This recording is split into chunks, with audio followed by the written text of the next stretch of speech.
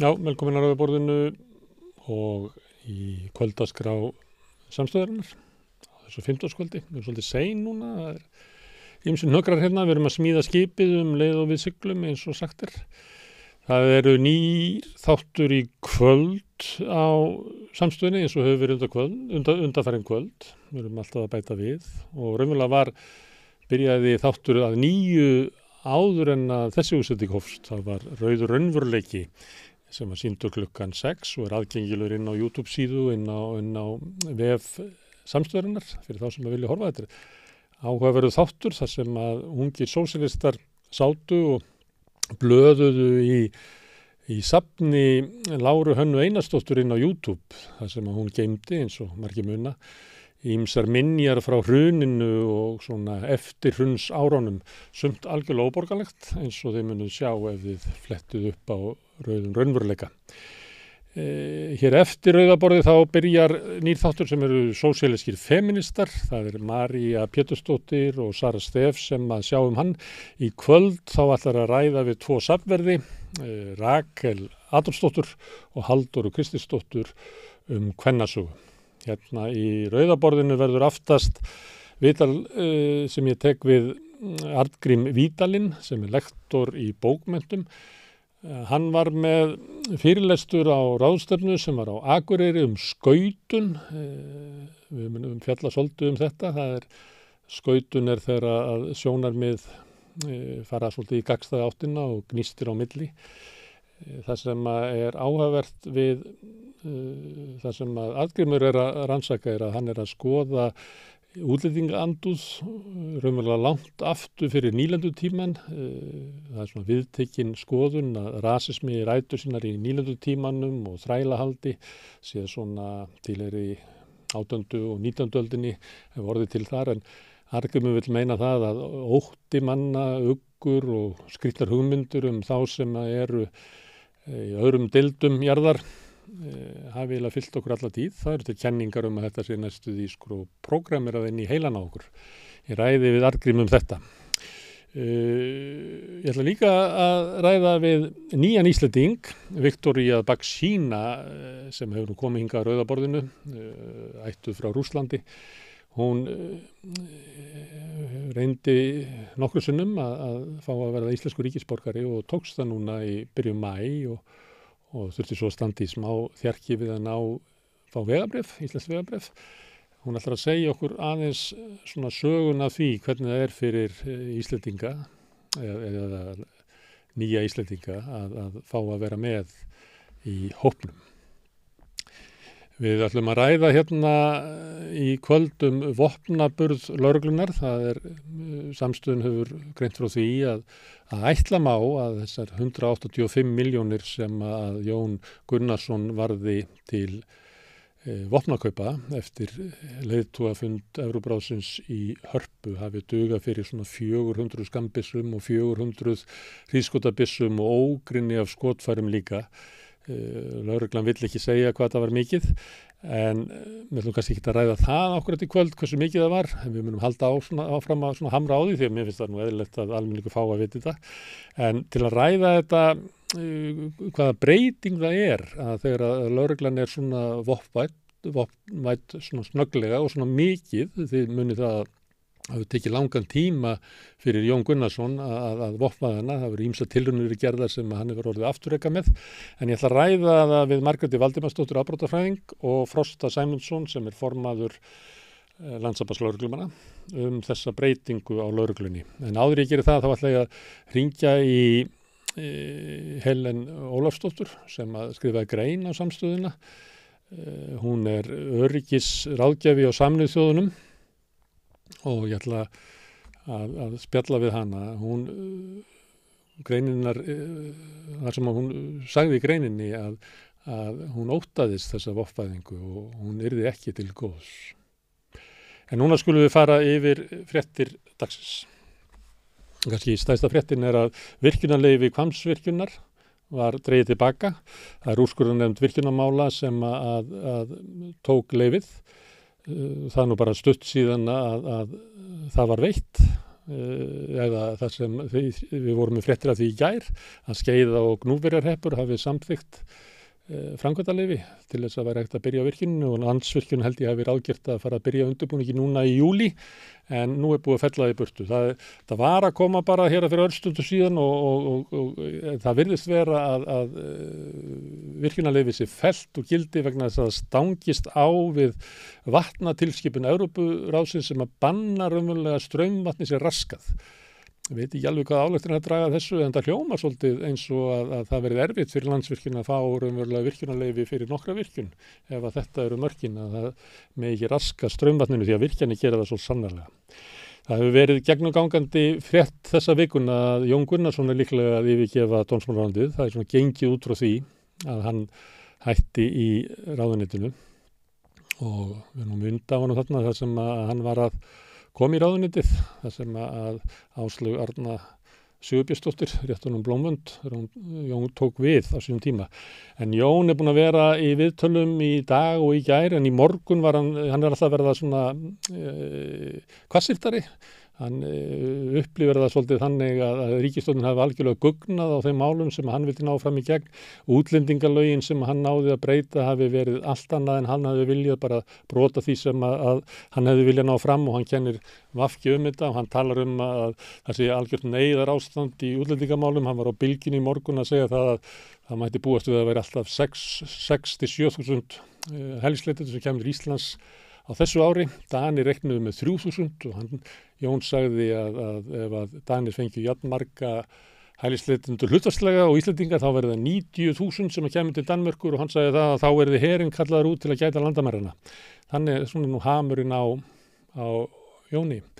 Ég kannaði vegna þess að í fyrra var Jón alltaf að ýkja svolítið tölu hælisleitenda, þannig ég kannaði þetta og hann nú ekkert svo fjarrilagi. Það eru komnir 1963, 11. maí, þegar síðustu tölur eru birtar á vef Útlendingastofnunar og það má reikna með sama áframhaldið, þá verður það 5.500, þannig að 6.000 til 7.000 er ekki eins stóra ríkjur og Jón var með í fyrra.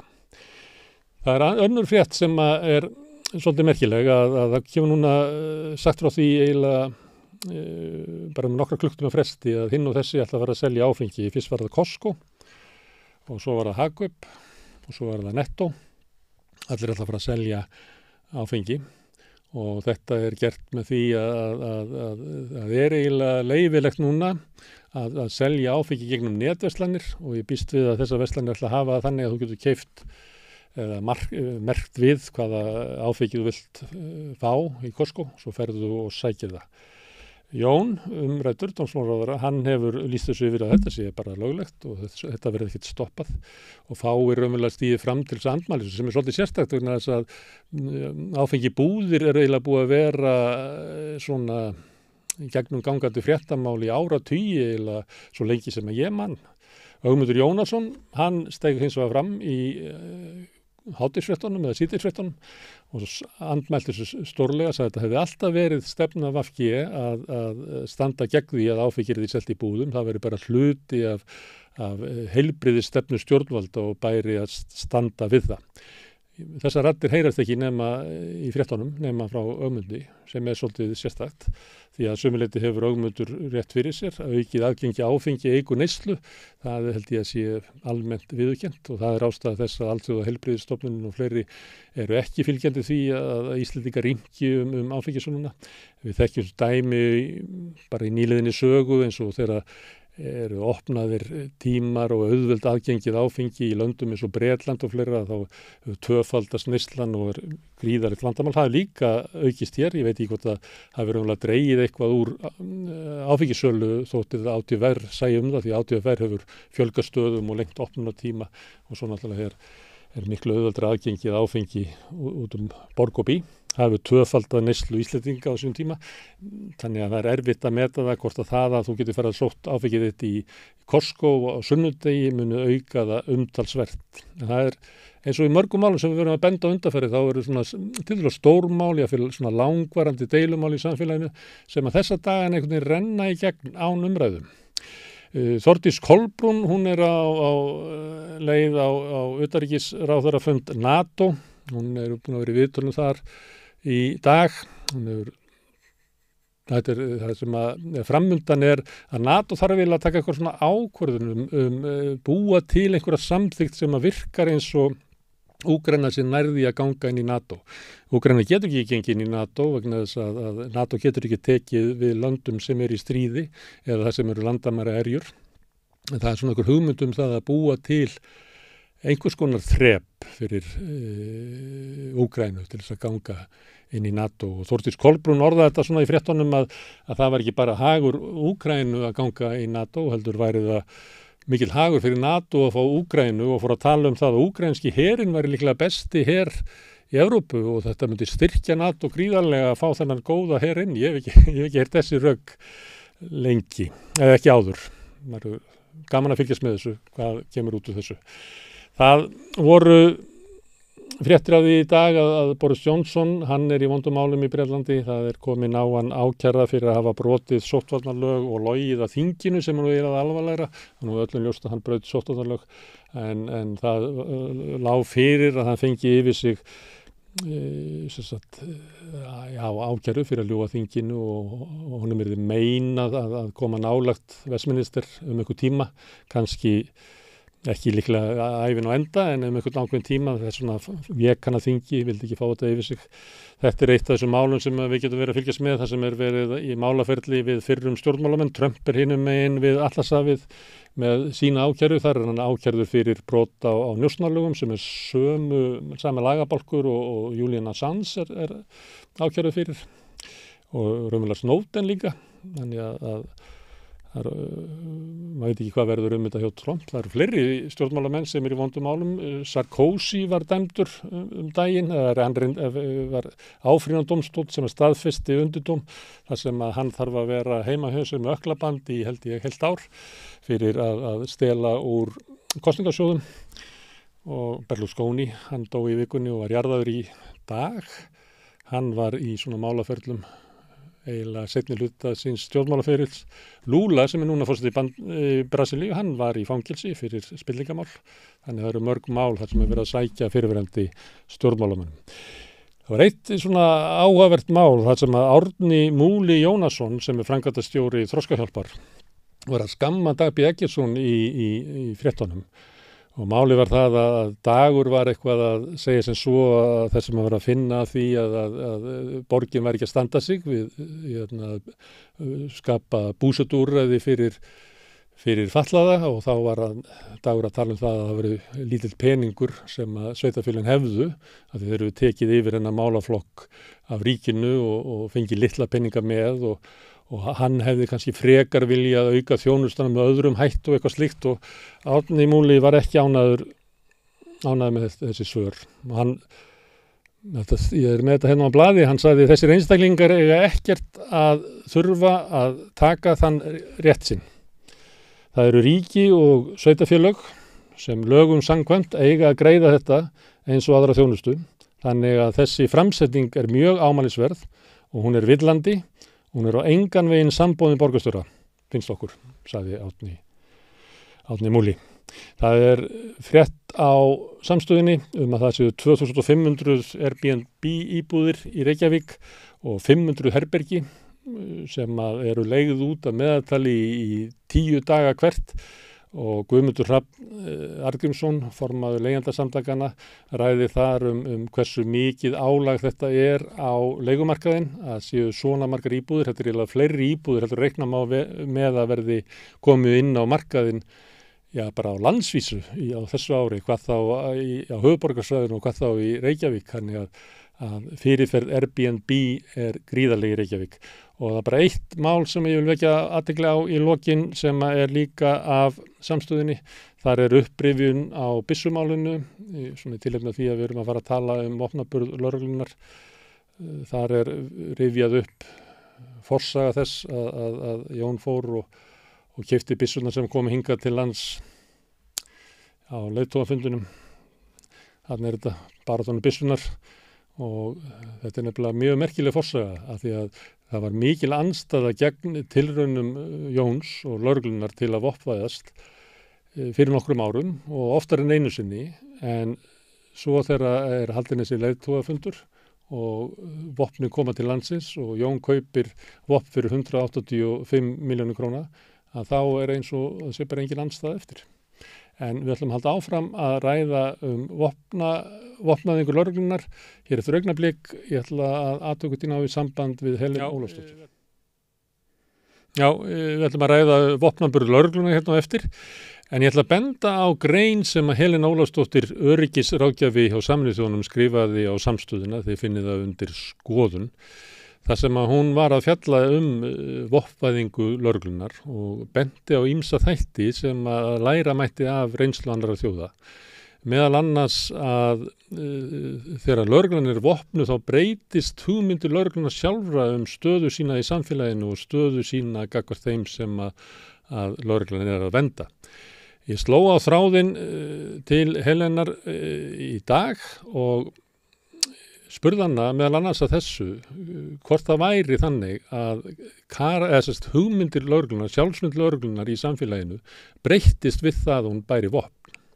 Sko, varðandi vopnaðingu lögreglunar, það eru til stúdíur sem að sýna fram á það að það breytist hegðun manna þegar þeir bera vopn og hvernig þeir meta oft ástandið undir pressu.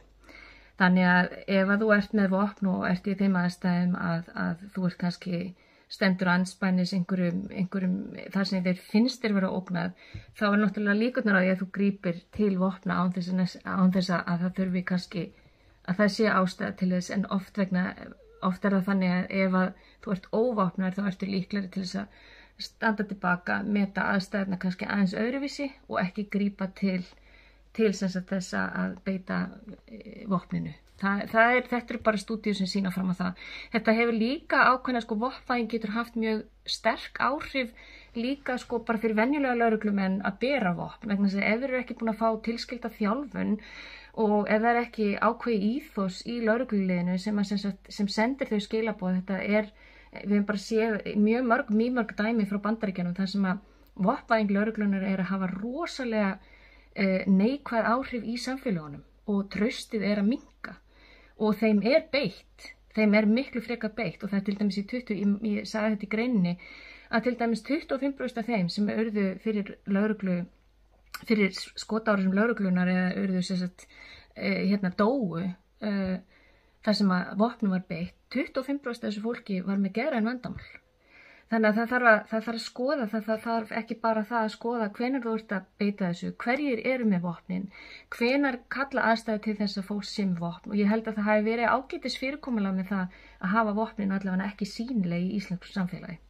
Annað sem ég spurði Helena var hver væri svona dæmin af skaðanum og hvort að hún myndi mæla með því að íslenska lögreglan myndi vopnvæðast. Ég hef unnið mjög mikið við að byggja upp lögreglu og auðvitað við erum ekki naív að halda það að það þurfi ekki einhver tilskilin vopn til þess að bregðast við mjög alvarlegum atvikum. Og til þess hefur náttúrulega verið þessi víkingasveit og ef það hefur verið ástæða til að þá hefur hún verið kölluð til. Það sem ég meira að tala að það miklu skynsamlegra frekar en að senda út þessi skilaboð að það sé verið að vopnaða lögreglu, að það þarf að horfa í alla þætti og þá erum við að tala fjármagna þætti fyrir lögreglu. Það miklu skynsamlegra að setja meira fé í forvarnir og líka skilja ef að lögreglumenn á Íslandi að upplifa sig í meiri hættu, þá þarf samtal í samfélaginu. Hvar eru hætturnar aukast? Hverjir eru hóparnir og hvernig hægt að draga úr þessari hættu? Frekarna fara beint í það að hugsa það að öll lögregla þurfi að vera vopnuð í sínu starfi. Það er mjög mikilvægt að lögreglumenn finnist þeir vera sjálfir öruggir í sínu starfi og það skilja það hver einasti maður að það ekki hægt að senda lögregluna bara út í aðstæður þar sem að lögreglumenn geta orðið fyrir skaða. En þetta miklu stærra mál og kannski raunin sú á Íslandi ekkert samtal. Það vantar öll svona samfélagsprógram, það vantar peninga í forvarnir, við erum að bregðast við frekarna að vera á undan hættunni og ég myndi segja bara með Ísland, við höfum alltaf start okkur á því að vera mjög friðsamlegt samfélag, skoðum frekar hvar eru auknar hættur, hvar er vopnvæðing í samfélaginu, hvernig getum við með öðrum hætti beitt okkur gegn þessu og annað með lögreglunum til dæmis í Bretlandi, þeir eru farnir að neita því að bregðast við útköllunum í sambandi þar sem eru kannski möguleg geran vandamál til staðar eða fólki í geðrofi. Þeir vil ekki taka þátt í þessu vegna þess að það leiðir oft til þess að það verða röng viðbrögð. Þetta er stórt samtal, þetta þarf að vera samtal við þjóðina, þetta á ekki að gerast í einhverjum prívat bakherbergjum þar sem að þessar stóru ákvarðanir eru teknar. Já, þetta var spjallið sem að ég átti við hana Helen fyrir í dag. En hingað eru komið til þess að ræða þetta Margrét Valdimarsdóttir, afbrotafræðingur og Fjölnir Sæmundsson, lögreglumaður og formaður lögreglu, landssambands lögreglumanna. Mér finnst athyglisvert það sem hún er að segja það að þegar lögreglan er vopnvædd, að þá svona breytist sjálfsmynd hennar og staða í samfélaginu og það kalli á breyttar aðgerðir, breyttar stöðu og kalli yfir bara háska og erfiðleika. Já, ég veit ekki alveg hvað hann sagði en ég er svona kannski samanlega þessi á hluta að og ég hef alveg sagt það áður að leiður lögreglan er vopnuð þá erum við að tala breytt samfélag og til dæmis ef ég er vopnaður út á götu þá breytast allar öryggiskröfur í kringum mig, þá má enginn koma nálægt mér. Ég þarf að hafa alla bara 1-2 metra frá mér að því ég er vopnaður. Þannig að auðvitað er það breyting á samfélaginu.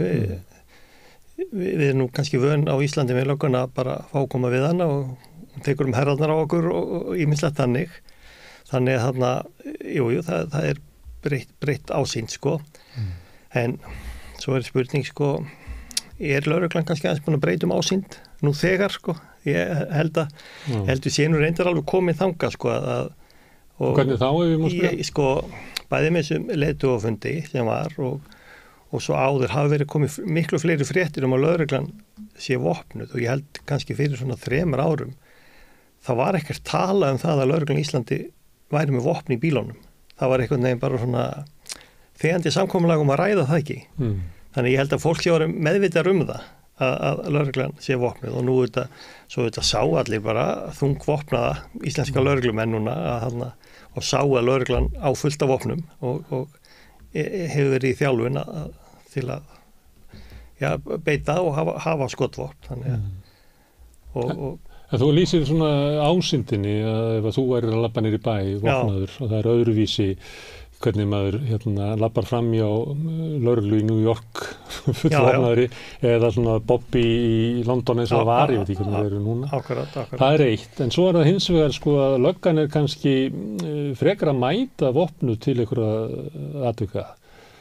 Ég má taka svona dæmi að því að hann fjallaði það á sínum tíma þegar Hrafn Jökulsson heitinn var í svona léttri maníu við Húnaflóa að þá mætir bara víkingasveitin að sækja hann það sem hefði verið sendur maður eins og þú að tala hann til einmitt fyrir skömmu síðan. Er þetta ekki líka bara lögga mætir bara allt í einu eins og það sé? Vopni, jú, það er búið að taka upp það reglu mjög víða að ef það er vopnaður einstaklingur með hníf að þá er lögreglan oft að vopna skotvopnum og ég hef nú bent að það er lítið fáránlegt því að það er enginn að fara að skjóta mann með hníf. Þess vegna höfum við nú verið að tala um þessar rafbyssur og þannig það hljóta að vera eðlilegri í okkar samfélagi að beita einhverjum vægari úrræðum, er ekki kallað less lethal held ég sé almennt kallað svona eins og þessar rafvarnarvopn. En þetta er alveg staðreynd að lögreglan á Íslandi fann að vopnast miklu oftar en hún gerði. Og af hverju? Er þetta bara breytt stefna? Eitthvað er þetta breytt stefna eða hver er hefði? Má ég grípa bara vil að spyrja að því þú segir þetta þá velti ég fyrir mér er það vegna breyttra reglna sem að hún er fann að vopnast oftar? Vegna þess að nú er reglurna þannig að það er kölluð til sérsveiti, vopnuð sérsveit þegar það er maður með hníf. Tengist það þessum breytingum? Ég veit að sko reglan nú nú ég dálítið að hugsa eins og lögreglumar á landsbyggðinni þar sem sérsveitin klukkutími burtu en þá samt reglan svo að þú getur ekki tekið sjálfur ákvörðun að vopnast þú þarft að fá leyfi sem sagt yfirmanns til þess að opna vopnaskápin þannig að það er svona ekki einhver eitt sem getur tekið þess ákvörðun nú ætla ég að vopnast en ég veit ekki Margrét á hverju þetta svona en ég held að það, einhvern tíma var svo stefna tekin að ef það vopnaður einstaklingur að þá ofta skallað í sérsveit og almenni lögreglun hafa svo verið að setja út á það að okkur alltaf var að kalla í sérsveitina þeir eru bara lengi á leiðinu og við getum verið búin að leysa þetta fyrir löngu en ég kannski rétt að minnast á það ég gerir nú könnun í landssambandinu gerum reglulega afstaða almenna lögreglumanna til þess að bera skotvopn og það hefur lítið breyst það 70% lögreglumanna sem segja nei, ég vil ekki bera skotvopn í vinnunni ekki að staðaldri það merkilegt ég sá hvernig viðhorfið breyttist þegar var að tala þessi hryðjuverkamál og það var sagt þeir ætla að ráðast ástætt til lögreglumanna að þá var dálítið svona kannski svipað að gerast í Danmörku þegar skotin lögreglumaður þá bara nú komið nóg nú bara vopnust við En það hefur ekki verið könnun eftir þetta er svona tilfinning sem hefur að gæti verið að hlutfallið hefur lækkað Jú, það lækkaði þetta það fór aðeins niður fyrir 70 nefnilega í þessari En þetta er gert mjög reglulega svona einu svona ári Þannig Margrét, þitt fag, það rannsaka þetta alveg út og suður, eða ekki? Jú, já, út og suður. Já,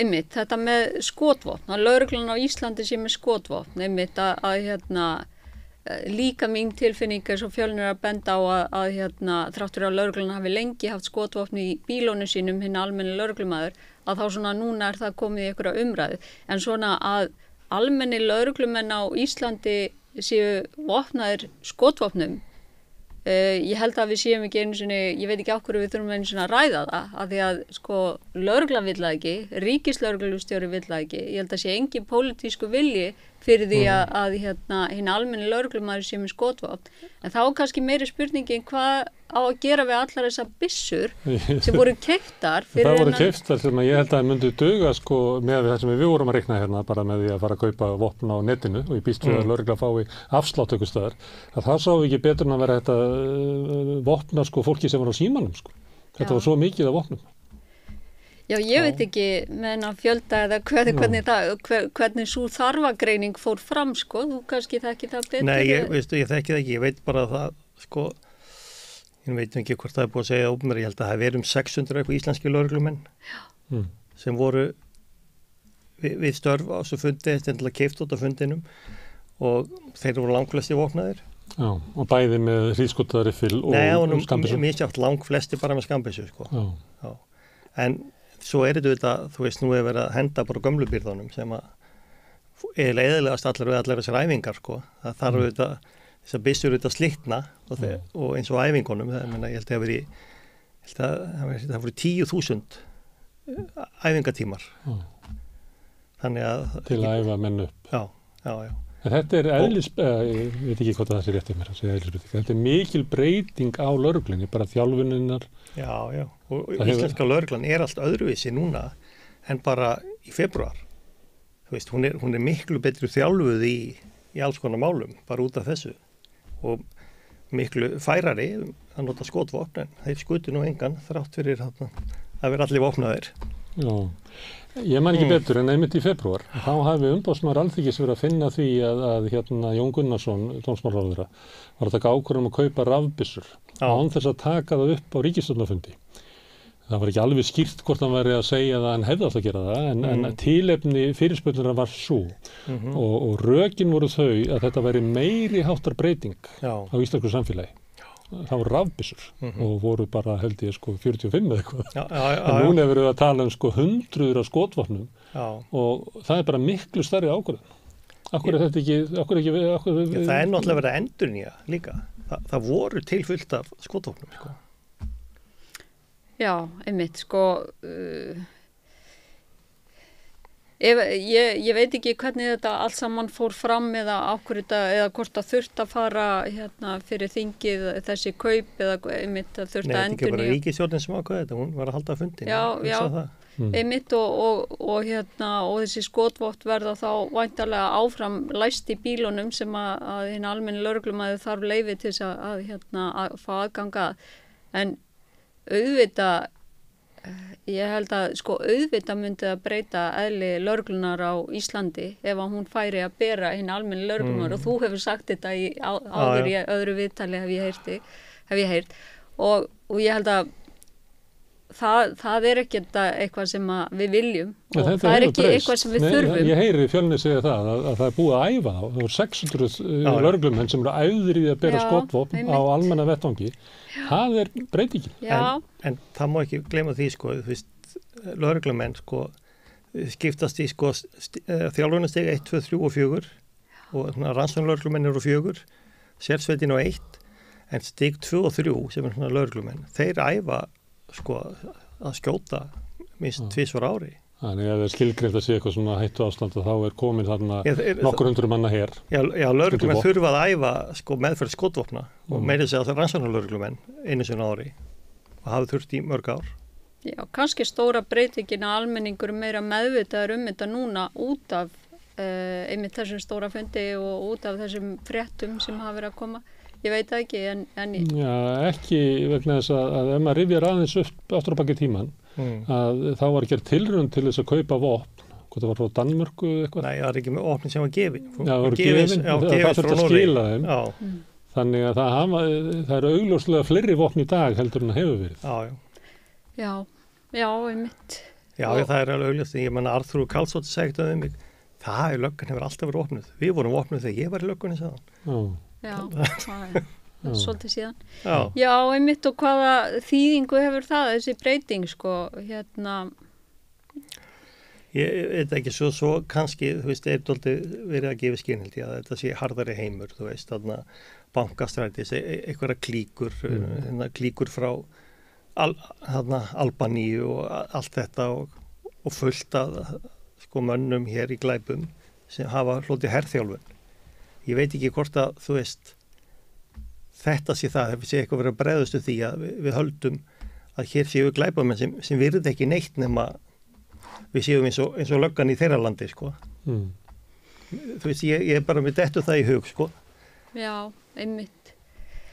Já, ég veit það ekki, Það sem að, einmitt þetta er svona umræðan sem hefur verið rosa mikið og að, að við búum í breyttum heimi og við búum að þessi nýtt landslag á Íslandi. Dómsmálaráðherrann hefur rekið þá umræðuna. Já, bara aftur og aftur og eru alltaf að vísa í aukin fjölda innflytjenda þegar hann talar þetta og ég ætla ekki að þykjast vita meira hvernig þessi undirheimar, ég meina, eru en þeir sem en lögreglumenn, en svona það sem ég hef svolítið áhyggjur að er að eins og dómsmálaráðherra hefur bara hagað því að halda umræðunni þarna. Að svona kynda undir þennan ótta við, ég meina Ísland hefur breyst, það er bara við erum miklu fjölbreyttari og hér bara hefur hlutfalli innflytjanda eins og allir vita í dag hækkað rosa hratt. Það er breytingin.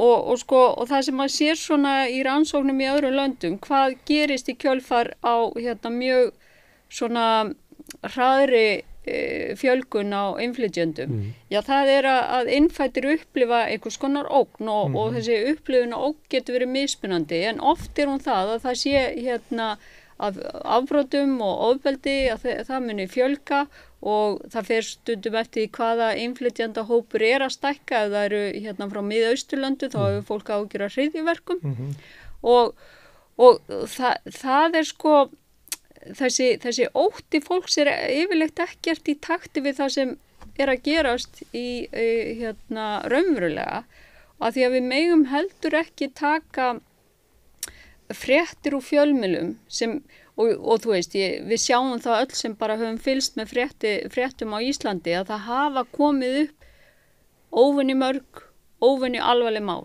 bara svona á síðustu 3 árum og það ekkert skrítið að fólki sé brugðið og upplifi breyttan heim.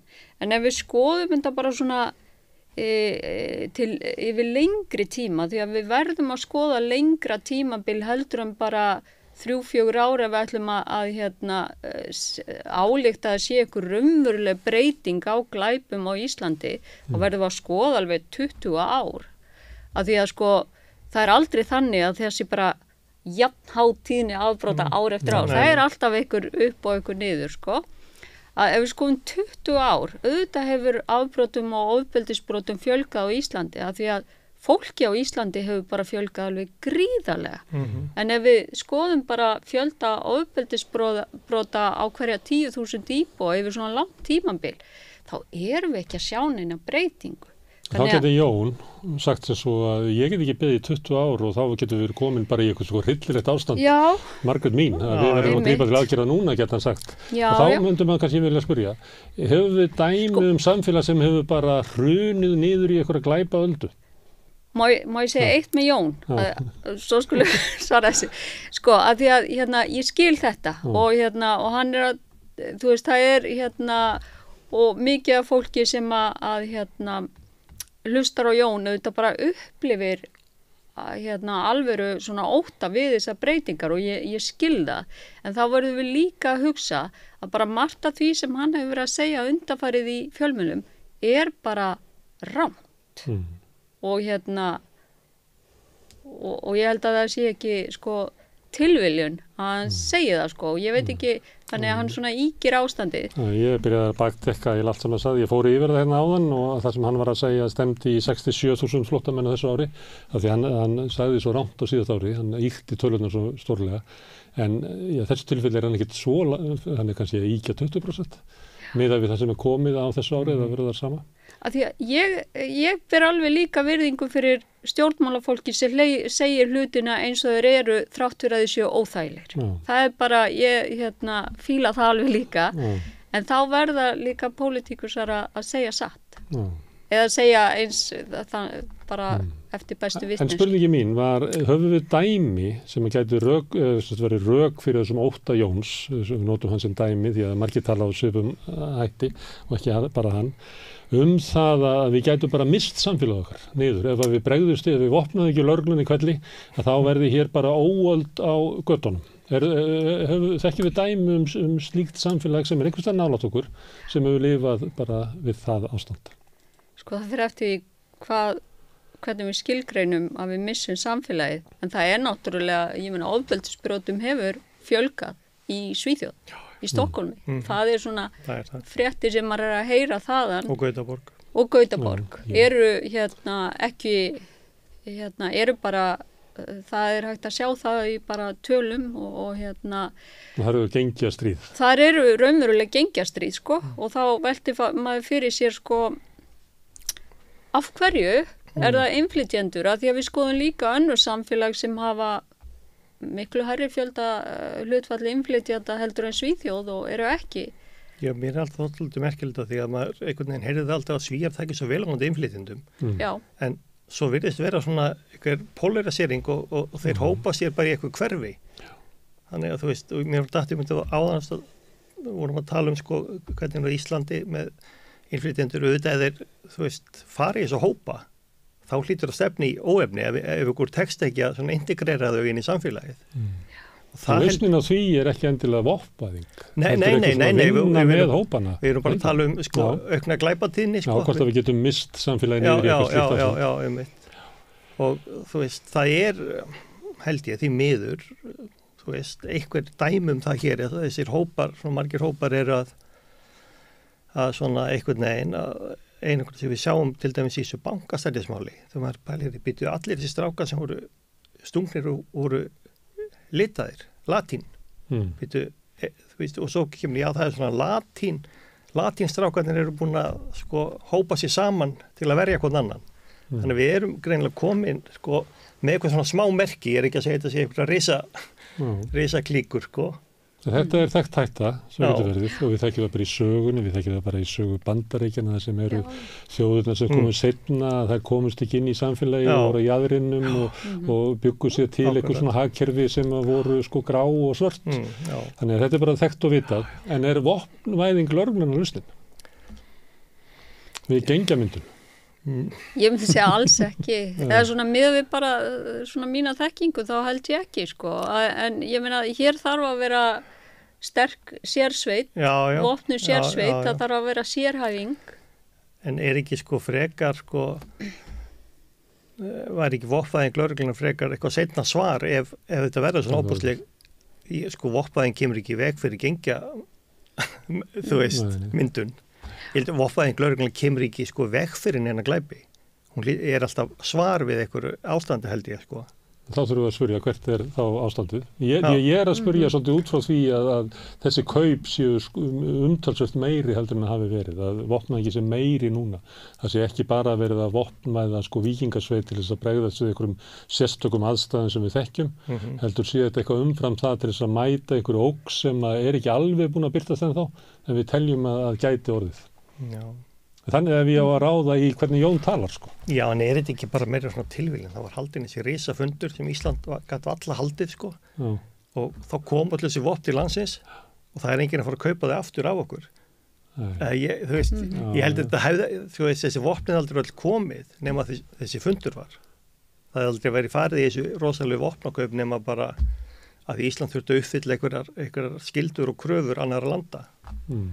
Ég held að það sé nú skýringin á þessum óbúslegu kaupum. Það er enginn farið að eyða peningum í öll þessi vopn svona í venjulega árferði held ég. Það væri kannski gagnlegt einmitt að bara það væri svolítið gagnsæra fyrir okkur hinn, almenna borgara að fá svona hvernig var tekin ákvörðun þetta, ákvörðu þessi fjöldi, ákvörðu, þú veist, ég meina það væri, ég held að það væri ekkit vitlaust. En aftur á þessu með Svíþjóð og hérna eitthvað að því að þetta er nefnilega alveg áhugavert að því að það, sko, að því að bara það sýnir okkur að þetta er ekki bara spurningum góða innflytjendastefnu vegna þess að Svíþjóð hefur náttúrulega bara haft einna bestu innflytjenda eða sem talin svona talin, svo get ég ekki kannski alveg metið þeir eru að sína döplusögu hvernig þeir trítuðu sam á sín tíma.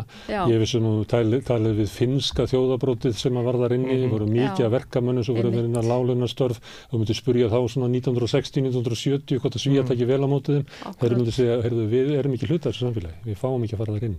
Þannig að það er og það ég held að það sé ekki tilviljun að sko hálf nasísku flokkur sem á uppruna sinni í nasistaflokki sé með 20% fylgi suður Svíþjóðs.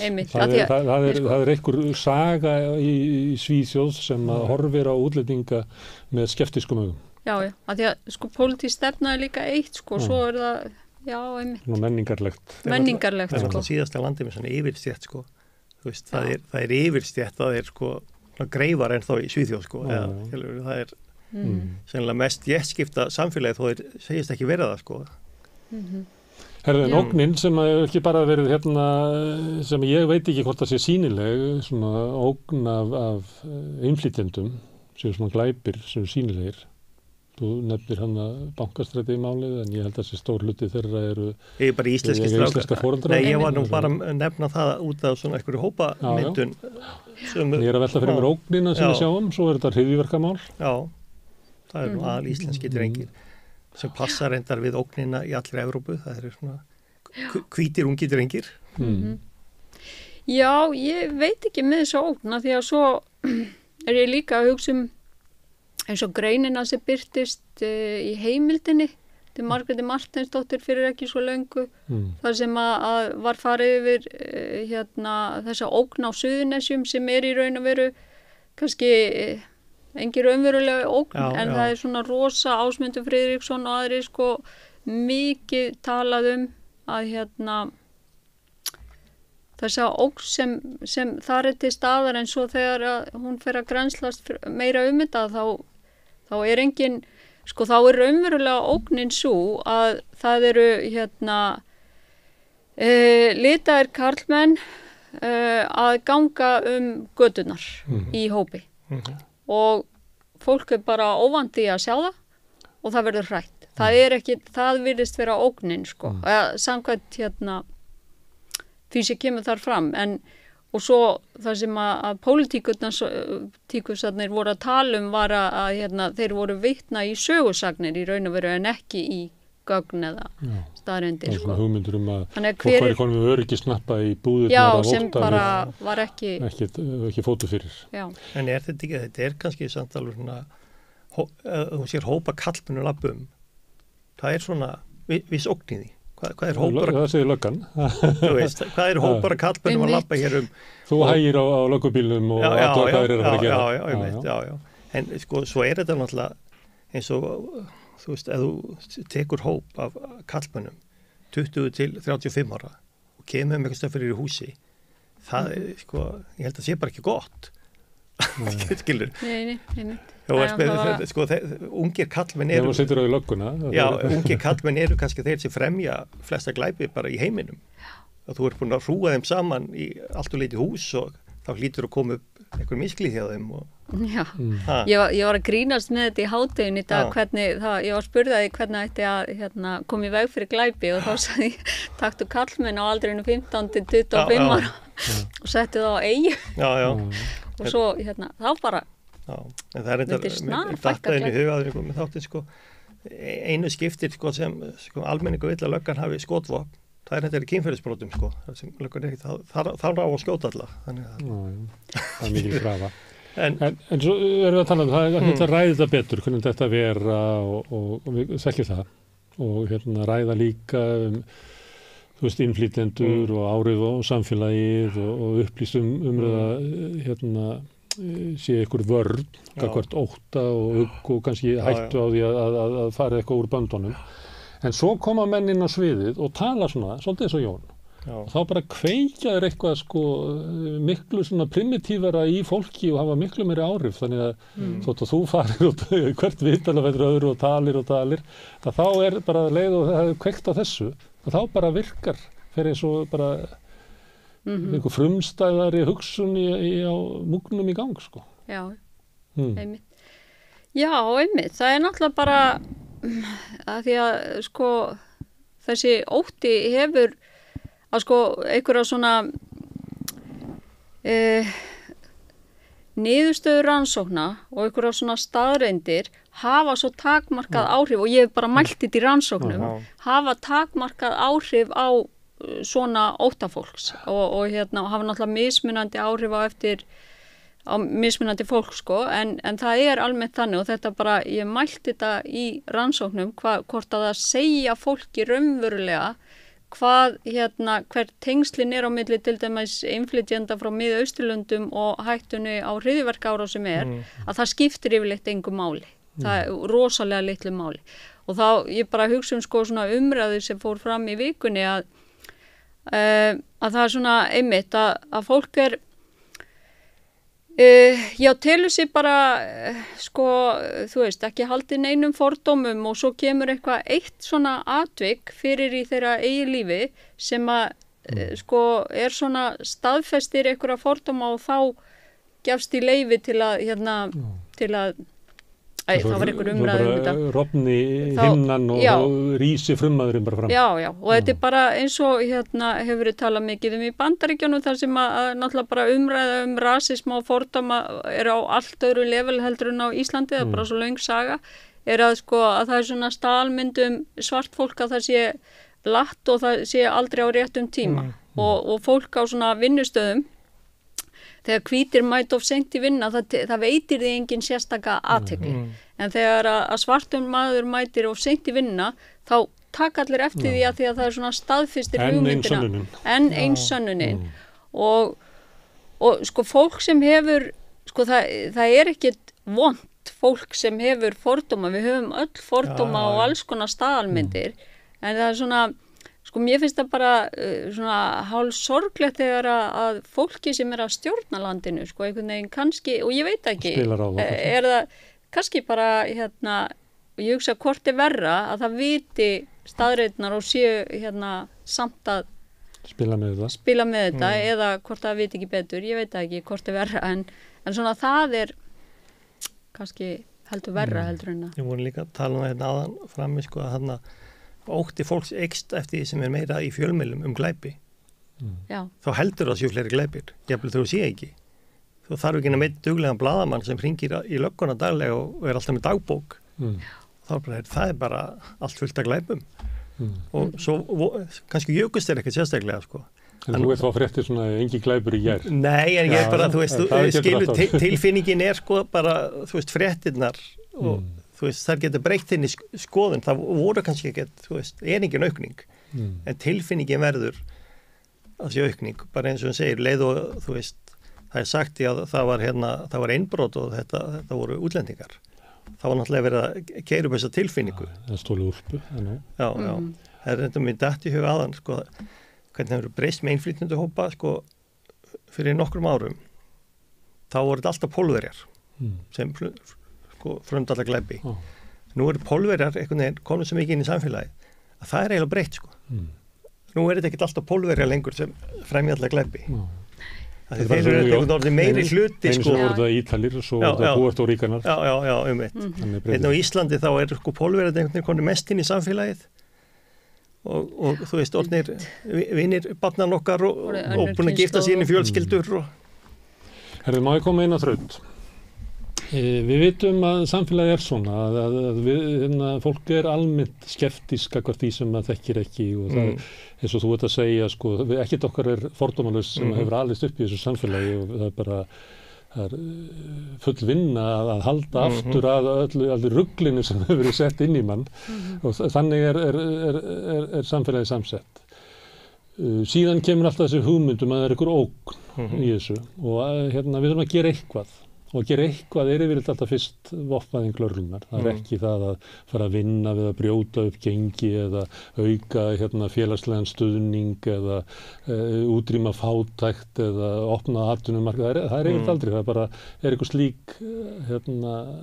slíkt svar. Og þannig að þegar er spilað inn á óttana þá breyðist það út í samfélaginu og kallar á frekari viðbrögð. Og þannig að til þess að vega móti því að við förum bara í eitthvað svona spíral upp á við að þetta bara aukist alltaf harkan með viðbröðunum. Hver er lausnin á móti? Að því var nú svona að segja að kannski er ekki nóg að benda á staðreyndirnar þar sem að óttaskilaboðin spila á svo sterkar taugar í fólki og samfélaginu. Hvað hefur að gera til þess að spinnast ekki upp í bara aukna hörku? Já. Ég veit alveg, sko, ég held ég veit hver lausning fyrir lögreglunir. Ég hef nú verið í svona alþjóðlegum ráðstefnum og þar sem er nú með lögreglumönnum frá ýmsum löndum og svari hjá öllum núna er samfélagslöggæsla, auka samfélagslöggæslu. Það vantar sko fleiri lögreglumenn út á göturnar að hitta fólk, vantar fleiri lögreglumenn inn í félagsmiðstöðvar, skóla. Það held ég sé lausnin, sko. Að að gera einhverja svona sálfræðingum, félagsráðgjöfum þar sem við getum verið að tala við fólk og að vinna með fólki í þeim stöðum sem eða félagsráðgjör. Já, og það er kannski byggja upp traust, sko. Ég held að sé þetta aldrei þannig. Sko, ég er alltaf sagt að besta forveitin í lögreglunni er að vinka litlum börnum og tala við þau, sko. Að byggja upp trausti, sko, og ég held að Og þetta heyrið þú að alþjóðlegur ráðstefnum þetta er reynsla lögreglunar mjög víða. Já, þetta hefur farið aftur hjá Íslandi. Það var einu sinni forvarnadeild í lögreglunni á höfuðborgarsvæðinu. Það var fyrsta sem var skorið niður, það er að skera niður. Þetta er nú eitthvað að koma aftur, en þetta virðist líka vera bara í allri Evrópu. Að þessar forvarnadeildir og litlu lögreglustöðvar á þetta er allt horfið, þannig að það eru svona meiri fjarlægð á milli. Skilur á milli lögreglu og fólksins og þá er ekki þetta traust og ég hef nú stundum sagt sko þegar lögreglan hefur bara 3 mínútur til að leysa verkefni sko að þá er það leyst bara hratt og bara svona og við erum farnir næsta verkefni þú veist bara þegar ég var byrja í lögreglunni þá satt maður bara heimil og talaði við fólk í heimilisofrið og segja, er ekki hægt að sjalla máli hvað þannig hafi tíma, skilur. Það er ekki tíma nú, þú veist, þar fælst bara að mæta handjáttan kallin og fara með hann og málið er list. Sko, ég held að þetta sé dálítið breyting og þetta er meiri harka kannski, hjá lögreglunum líka. að því hún hefur ekki nóg mikið tíma. Þú kannast þessar hugmyndir sem lögreglunni með að þetta sé áhrifaríkari lausn heldur en vopnaðing. Já, alveg reynd. Og þeir ætti að vita þetta. Já, og það var sko svona, er þetta að kalla samfélagslöggæsla, community policing? Já. Ég held að sé þýtt þannig, Já, einmitt, það var og einmitt eins og nefndi hún Helena í þessari grein og ég bara held að það sé hárrétt og þetta svona í samræmi við það sem var rosa mikið talað fyrir einhverjum 20 árum, svo bara eins og þetta hafi dottið út tísku, en það sýndu rannsóknir að þetta væri góð praktík að einmitt svona, en þetta náttúrulega, þetta kostar fleiri lögreglumenn og svona. Færri vopn, þannig að kannski sparar eitthvað á móti, ég veit það ekki, en ég held að... Skrast færri verkefni, sko. Já, en ég held að sé líka bara svona almennt að sko, ég veit það ekki alveg og núna, en ég held allavega eitt af því sem mikilvægt að sko það sé hægt að eiga einhvers konar umræðu bara Ísland í dag og þennan fjölbreytileika og þessa breytingu og það sé hægt að spyrja spurninga. Ég meina, sko, það eru, bara ef ég hugsa afbrotafræðina, svona mitt fag og það það fellur innan ýmsa kenninga, sko, sambandið á milli af hverju til dæmis bara innflytjendur ættu að vera líklegir til að brjóta af sér en innfættir bara svona í samræmi við marga kenningar, veikari tengslu í samfélagið og alls konar. Þannig að það ekkert, það gæti alveg gerst og ekkert út í hött og það má alveg spyrja, sko, eitthvað sem við getum þá gert til að koma í veg fyrir það? Þú veist, eitthvað, svo líka ef að Þetta tala að bæta félagslega stöðu innflytjenda. Já. Til að tengja það betur eins og Já, í raun og veru, sko. Að því að, sko, ég meina, hver hinn kosturinn? Vopnaðing. Já, mér finnst það ekki raunverulegu kostur. Í alvörinni, ekki að við erum að tala skotvopn. Mér finnst það ekki raunverulegu kostur. Ég held að þér finnst það ekki heldur raunverulegu kostur. Vopnvæðing náttúrulega bara eitthvað úrræði til að taka einhverjum öfgatilfellum, sko. Þú veist, við erum bara taka einhverjum stjórnlausum sem hlýðir ekki. En almennt náttúrulega gengur löggæsla ekki út á vopnvæðingu eða að yfirbuga fólk. Nú, Margrét, hver þá hinn kosturinn? Þetta ég truflaði með að benda vopnaðingu, þú ætlar að segja eitthvað annað en vopnaðing sem var hinn kosturinn á við að bæta raunverulega félagslega stöðu veikra hópa. Já, hver hinn kosturinn? Hinn kosturinn bara að fara að ráðum dómsmálaráðherra. Sem ekki í raun og veru kostur heldur. Ætlum við að loka Íslandi? Ætlum við að hætta að taka veita fólki hæli sem að flýja hræðilegar aðstæður. Erum við tilbúin að gera það? En það líka allt í lagi fyrir fólk bara að spyrja, hversu marga á svona lítil þjóð, hversu marga flóttafólk, hvað getum við tekið á móti mörgum? Og það allt í lagi að spyrja því og ræða það án þess að þú verðir uppnefndur sem fordómafullur rasisti. Sko, ég held að þetta sé að það sé svona almennt umburðarlyndi í samfélaginu fyrir bara alls konar skoðunum og spurningum og svörum og samtali. Það kemur fram í konunum.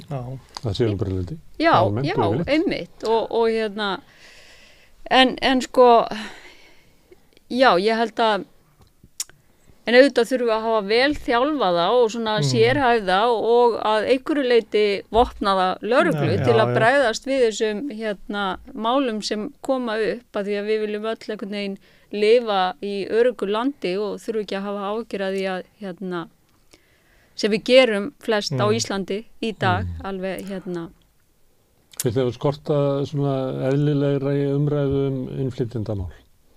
Já, mér finnst það bara mjög mikið að því að sko annars vegar hefuru einmitt bara dómsmálaráðherra og Ásmund Friðriksson og svo hins vegar hefuru kannski líka eitthvað svona fólk sem vill ekki ræða þetta nema bara við eigum bara taka á móti fólki. Já, við bara taka á móti, þú veist, við vill ekki svona að því að ef að það sett einhver spurningamerki við eitthvað að þá Áttu við spurningar eins og svona við eigum að taka á móti fólki en þá verðum við að vera með aðgerðir í húsnæðismálum og í menntamálum til þess að geta gert það. Já. Og ef við gerum ekki þessar aðgerðir þá getum við ekki tekið á móti fólki. Við vonum að segja það áðan sko. Það þarf að taka vel á móti sko flóttafólki, hælisleitendum til þess að koma þeim inn í samfélagið og þá þurfum við að hafa tækinn til þess. Húsnæðiskerfi til dæmis. Já, húsnæðiskerfi. Á milli og Jón vitnaði það í viðtali í morgun. Það sem að Vinnumálastofnun var að leigja blokkir og fólki var sagt upp til þess að geta leigt það til hælisleitenda. Þetta kannast við þessa sögu og hún gengur aftur, ég veit ekki hvað þessu held að, en ekki félagsmálaráður hann mummi, ég held að. Þetta voru allan að breyta því að nú mega hælisleitendur vinna eitthvað.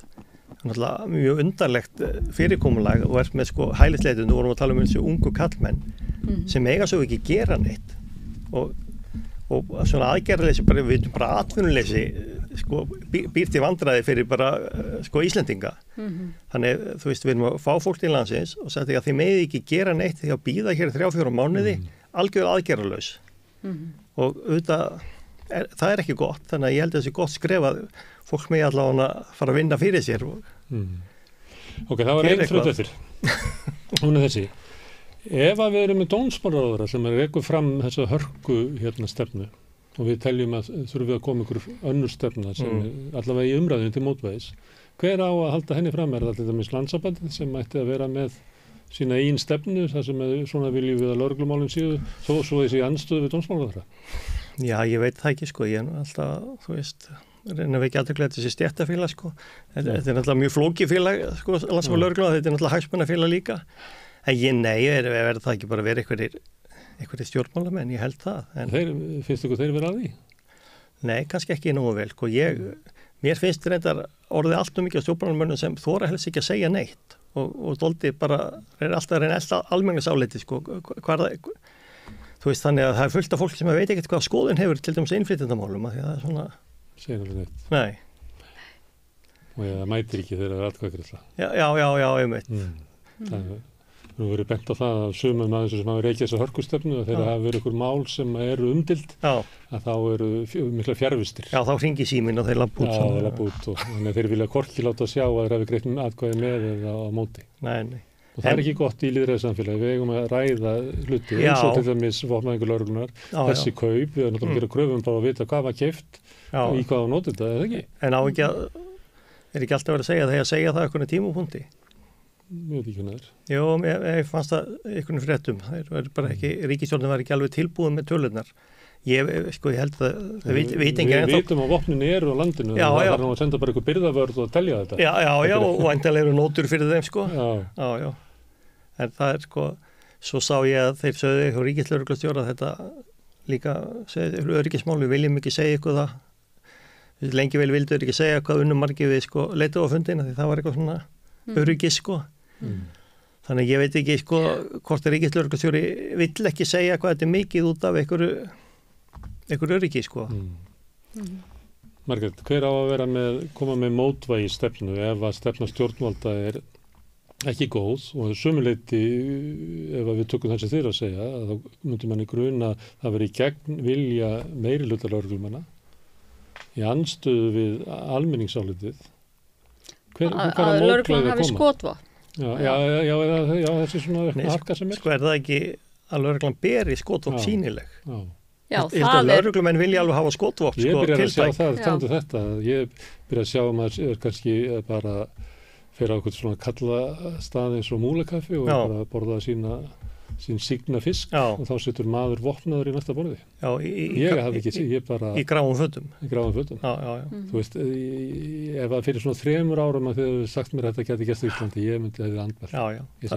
Þannig að þú ert í raun að segja lögreglan í Íslandi er vopnuð, með sýnileg vopn. Já, tekur ekki vopninu svona niður þegar það fær sér sælsúpu með kröðum. Nei. Þetta er að breytast, þetta breytist mjög hratt út af einhverju skorta umræðu, þess vegna er ég svolítið að stinga upp á hver á að koma með mótvægið Já, sko, maður myndi þetta halda að það væru, við erum með ríkisstjórn, en við erum líka með stjórnarandstöðu og kannski hún ekki nógu dugleg, en ég meina eins og til dæmis frumvarp dómsmálaráðherra, það náttúrulega, það fór það ekki það hefur alveg verið umræð það og það fór ekki í gegn, þannig að það svona, ertu að meina fyrir utan pólitíkina, hver á að vera með? Ég er ekki hrifinn af því að sko Alþingi eigi að vera eitthvað svona leikrit umræðunar. Mér finnst að fagfélögin eigi að vera með stefnu, mér finnst að heilbrigðisstéttirnar eigi að vera með heilbrigðisstefnu til mótu þessu stjórnvöld, því að öðru kosti þá munum við sitja uppi með eitthvað sko kerfi sem að þjónar hvorki almenningi né stéttanum sem vinna þar inni sko. Já. Sko ég held til dæmis, þáttur stjórnmál, ég held að hafi til dæmis mjög fáir talað um þetta lögreglufrumvarp, nema bara Píratar og sjálfstæðismenn. Við vorum stundum að grínast með að hefur samfylkingin enga skoðun á lögreglufrumvarpinu. Hvar eru þau? Eru þau bara, þú veist, í þögn til að styggja ekki neitt og hækki í skoðunarkönnunum eða? Það var mjög merkilegt, sko. Reyndar sko Helga Vala talaði um þarna lögreglumál, þangað til allt í einu það eins og hann hafi verið bannað að gera það og hafi heyrt Framsóknarflokkinn tala um þetta lögreglufrumvarp. Þannig að það eru Píratar sem töluðum það og sjálfstæðismenn og einstaka Vinstri græn sem reyndar væntanlega stoppuðu að lögreglufrumvarpið fari í gegn. Já, þetta er almennt vandamál í okkur. Það er eitthvað högt í umræðinni í okkur. Já, ég veit það ekki alveg. En sko, já. Stundum ekki að grafa á háskólasamfélagi? Já, einmitt það, þú veist. Ég bara að reyna að gera mig fasta sem fulltrúi. Nei, en svo bara eitt áður að því ég séð úr að fara að hætta. Þá með sko, mér fannst bara svo áhugavert að því við erum að tala um að sko auðvitað skiptir almenningsálitið í lýðræði samfélagi máli. En þá verður almenningur að hafa réttar og skýrar upplýsingar. Og ef að upplýsingarnar eru að koma frá pólitíku sem þá verður maður að gera kröfu og þeir segi frá eins og rétt og satt frá. Og til dæmis bara með þessa, að því að við erum að tala um þetta frumvarp og breytingar á vopnaburði lögreglunar, að þá var dómsmálaráðherra að segja oftar en einu svona, oftar en tvisvar að ástæða fyrir þessu frumvarpi væri meðal annars fjölgun á slysum lögreglumanna. Og svo kemur frá vinnueftirlitinu að slysum á lögreglumönnum hefur ekki fjölgað í 10 ár. Þannig að og hann, sko, nú vitum við það að hann vissi þetta þegar hann var að tala um þetta að því að þetta var í nei, það var reyndar ekki þetta sem var í skýrslu ríkislögreglustjóra, það var rafvopnin.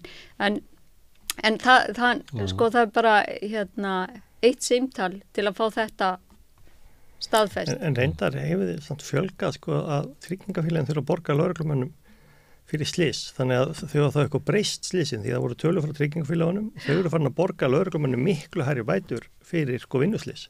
Já, þannig að þau séu orðið alvarlegri eða hættulegri. Alvarlegri eða öðruvísi sko. Já. Nú ég bara vitna í greinina sem kom var ekki bara í Vísi?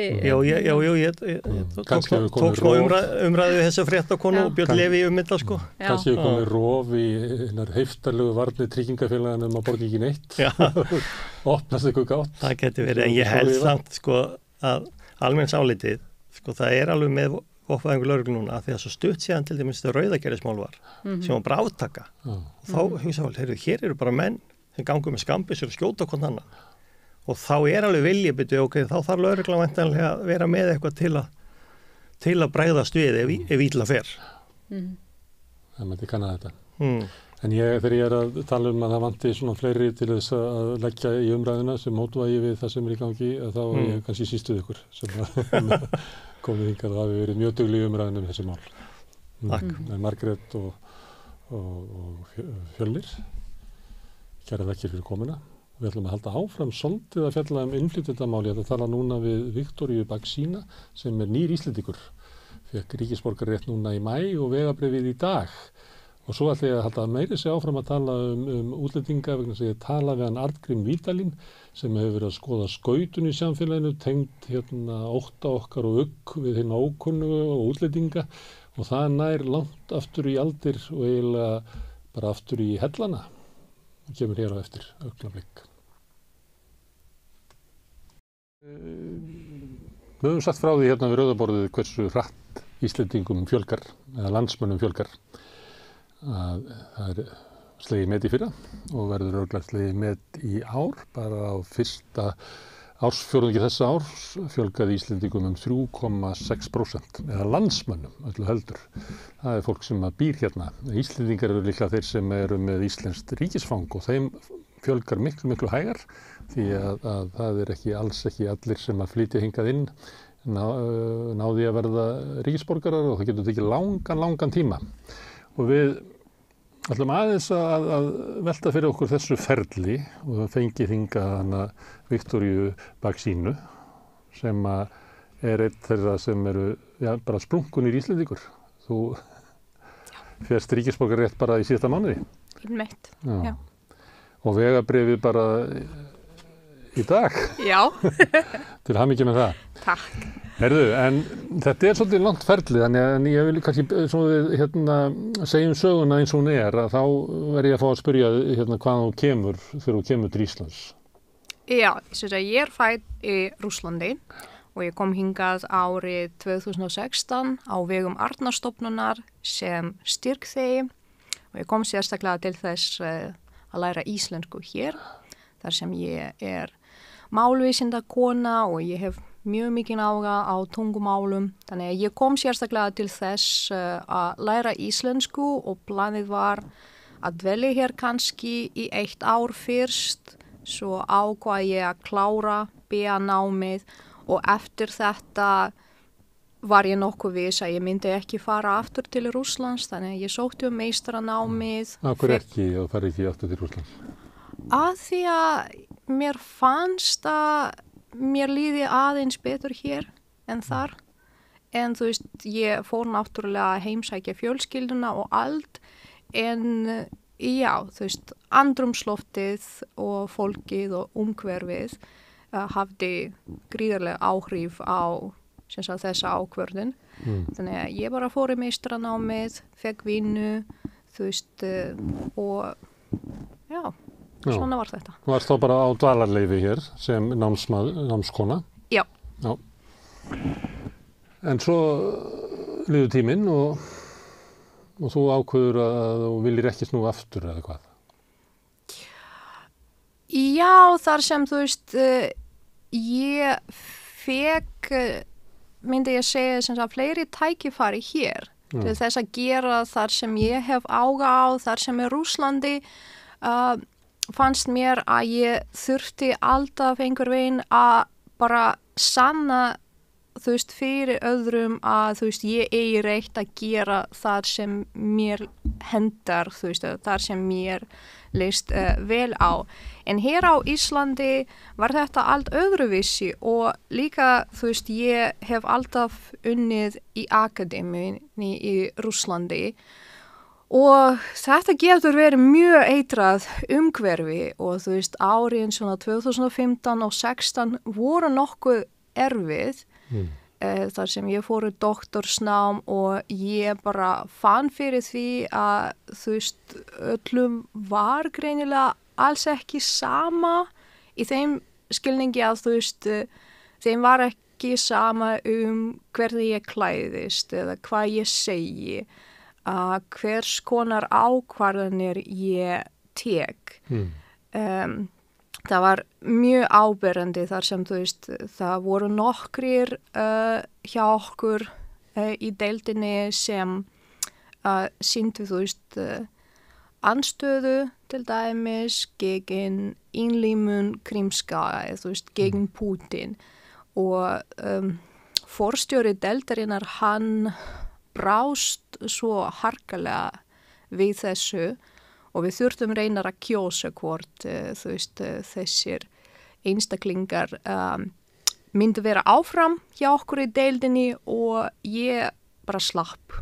Það má, ég bara slapp því að kjósa og svo þurfti ég að fara í viðtal við forstjóran og hann spurði mig af hverju varstu ekki búin að kjósa? Bara, að því að ég má og hann bara, en samt er það einhvers konar svona pressa frá, þú veist, hínum doktorsnemum sem sagði af hverju gerðir þú þetta? Og já, mér fannst þetta bara svo óþægilegt. Og þegar ég flutti hingað, þá var ég formlega í svona akademísku leyfi, en ég fekk samt tölvupósta frá deildinni, þar sem ég var sagt, já, en þú verður samt að kenna nokkuð. Og ég bara, má ég kannski sleppa þessu þar sem, ég er nýflutt, ég þarf einhver veginn að bara venjast lífi hér og gera hitt og þetta, sækja hitt og þetta. Og viðbrögðin voru mjög harkaleg, sem sagt, og á einhverjum tímapunkti fekk ég tölvupóst sem sagt frá forstjóranum, þar sem hann sendi mér bara ein dag af, formlegu skjali, þar sem sagt var að ég væri formlega í akademísku leyfi og skilaboðin voru. Þannig bara, hérna er skjalið, sögunni þinni í háskóla í Moskvu, þetta Lomonosov háskóli er lokið. Þannig að, maður snýr ekki tilbaka eftir svona. En þegar þú kemur frá Rússlandi og það utan ES, þannig að þú þarft að vera með dvalarleyfi, þú ert ekki frjáls að vera hér eins og þú vilt. Hvernig gekk það þegar svona námsmanna vísan er búin? Já. Þurftur að hafa fyrir því að fá að vera á Íslandi? Ég var nokkuð heppin og ég var reyndar í mikilli forréttindastöðu í byrjun þar sem, mér var boðið að koma hingað og ég fekk styrk til að vera hér. Þannig að þetta var nokkuð auðveld fyrstu 3 ár á meðan ég var að stunda námi íslensku sem öðru máli. En þegar ég fór í meistaranámið, þá þurfti ég að gera allt sjálf og ég fann fyrir því. Ég fekk náttúrulega vinnu og var í námi, en þetta er erfitt þar sem það eru svo margar takmarkanir. Þú mátt vinna bara í 16 klukkustundir, en á sama tíma verður þú að sýna fram að þú getur alveg framfleytt þér fyrir útlendingastofnun. 16 klukkutíma á hvaða löngu tíma? Í viku. 16 klukkutíma í viku? Já, 16 klukkutíma í viku, en útlendingastofnun krefst þess að maður sé að minnstakosti með svona 217.000 krónur á mánuði. Þú mátt ekki vinna meira en svona 40% af dagvinnu, en samt þarf það að geta sýnt fram á og þú getur lifað af því. Einmitt. Það er ekki hægt? Alls ekki hægt, nei, þetta er bara, bara svo mikil paradox. Og ég, sem sagt, þurfti náttúrulega að lána pening af og til, eða bara spara. Sérstaklega til að, þegar ég þurfti að endurnýja dvalarleyfið, þá var ég bara að spara, eða bara lána pening frá vinum, þá var ég að fá svona skjal frá bankanum, bara sýndi þetta útlendingastofnun og bara sendi peningin tilbaka. Til dæmis. Já, en... Þannig þú ert að sýna þeim að þú ættir peningin á banka, þú fyrst að lána hann og skila hann svo aftur, svipað og fólk gerir stundu þegar það er að sækja greiðslumat fyrir húsnæði, þá er það með svona smá svindl. Já, því miður þurfti ég að gera þetta nokkrum sínum, en ég var svolítið duglega að spara líka, þannig að en samt, maður verður að vinna bara hörðum höndum og ég, var alltaf að finna einhver verkefni líka í Rússlandi eða í útlöndum og fekk greitt fyrir þetta. Þannig að lífið getur verið erfitt, jafnvel ef maður er námsmaður. Já. En síðan hefur einhvern tímann ákveðið að það veri skynsamlegast að sækja ríkisborgararétt. Já. Hvenær var það? Í fyrsta skipti ákvað ég að gera þetta árið 2021 þar sem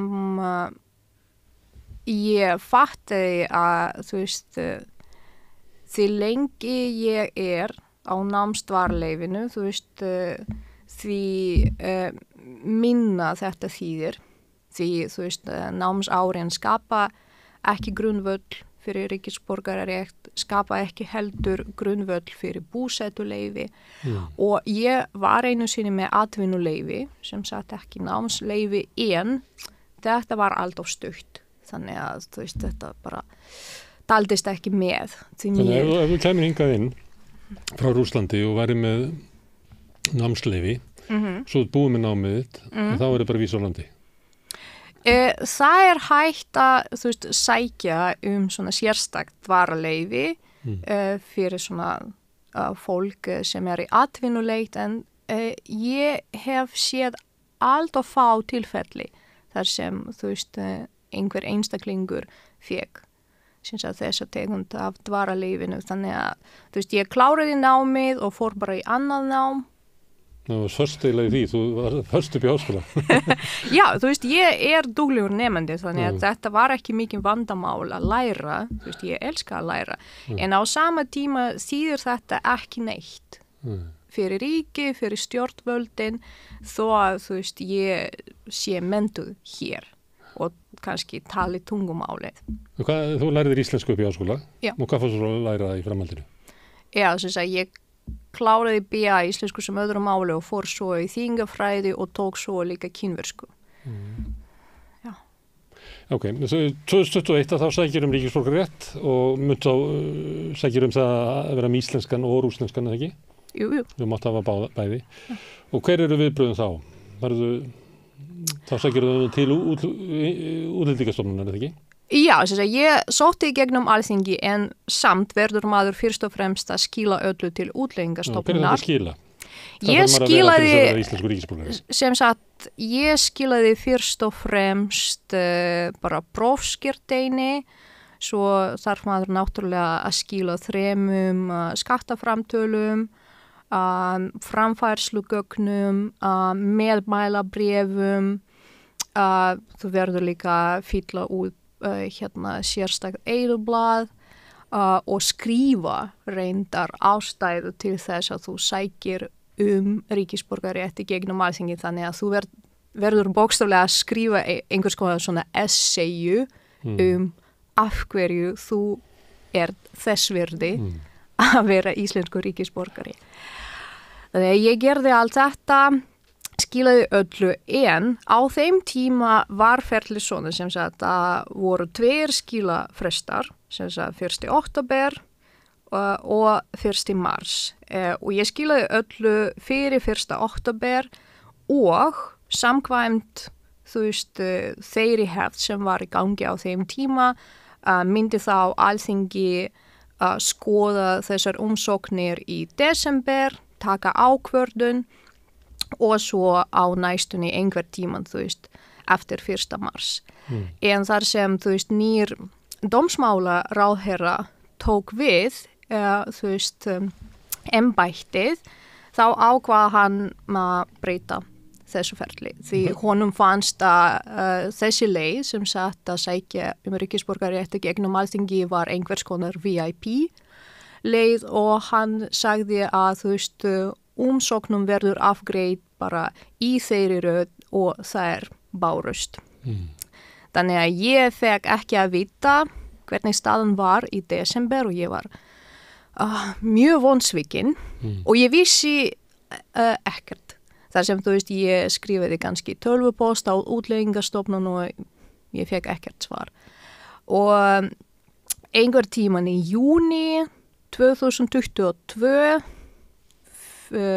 sá ég að þú veist Alþingi fekk loksins allar umsóknir í hendur og tók ákvörðun og ég var ekki á listunum og eftir nokkra vikur fekk ég höfnunarbréf. Hvað stóð í höfnunarbréfinu? Var það einhver ástæða fyrir því að þú finnst ekki ríkisborgararétt? Nei, það stóð bara að þú veist Alþingi getur því miður ekki tekið við umsókninni á þessum tíma og það stóð sérstaklega að þar sem starfsemi nefndarinnar fellur ekki undir lög upplýsingagjöf þá ætla þeir ekki að útskýra af hverju. Og hvað gerður þú þá? Já, ég var bara mjög leið í nokkrum tíma en ég ákvað að sækja aftur.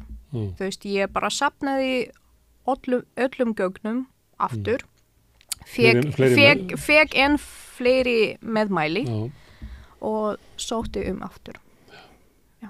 Og hvað, þegar þú safnar svona meðmælum, er þá fólk að skrifa að því finnist að Viktoría Baksína ætti að fá ríkisborgararétt og það veri sómi fyrir Íslendinga að fá þig í lið með sér? Eitthvað svoleiðis? Er það svona, er það verið mannkosta lýsing? Já, þess að formið reyndar frjálst.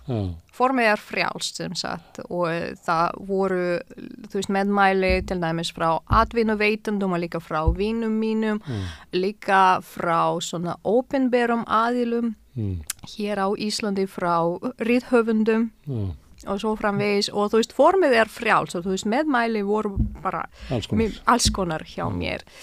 Já, en þetta tókst. Þú veist, ég þurfti samt að bíða í 7 mánuði aftur en ég fekk loksins frétt þann 9. maí að ég væri komið með ríkisborgararétt.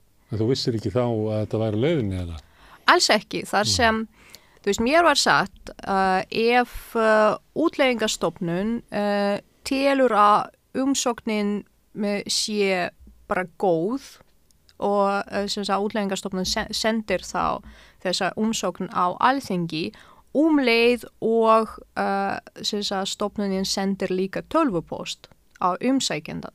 Ég fekk aldrei nein tölvupóst. Ég vissi ekki að þetta væri í gangi. Ég var að fylgjast með vefsíðu Alþingis og var að skoða hvað sem sagt allsherjar og menntamála nefndin var að gera.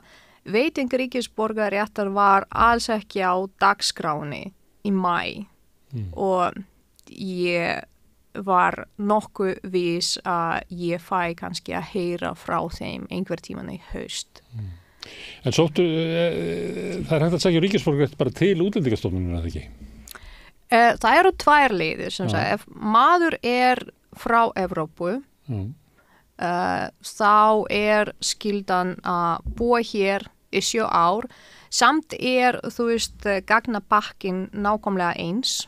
Maður bara að safna, þú veist, bara skattaframtölum, meðmælum, fyllir út eyðublaðið og bara skilur þessu öllu til útlendingastofnunar, en bídtíminn þar getur verið, þú veist, allt að 1 ári eða jafnvel lengra en ef maður sækir í gegnum Alþingi þá þetta pínu öðruvísi þar sem þú veist þessar umsóknir koma yfirleitt frá þeim einstaklingum sem passa ekki alveg inn til dæmis þeir sem hafa fengið sekt eða þeir sem hafa kannski búið hér í 7 ár eða jafnvel lengur en voru kannski námsmenn eða þú veist, það eru mismunandi ástæður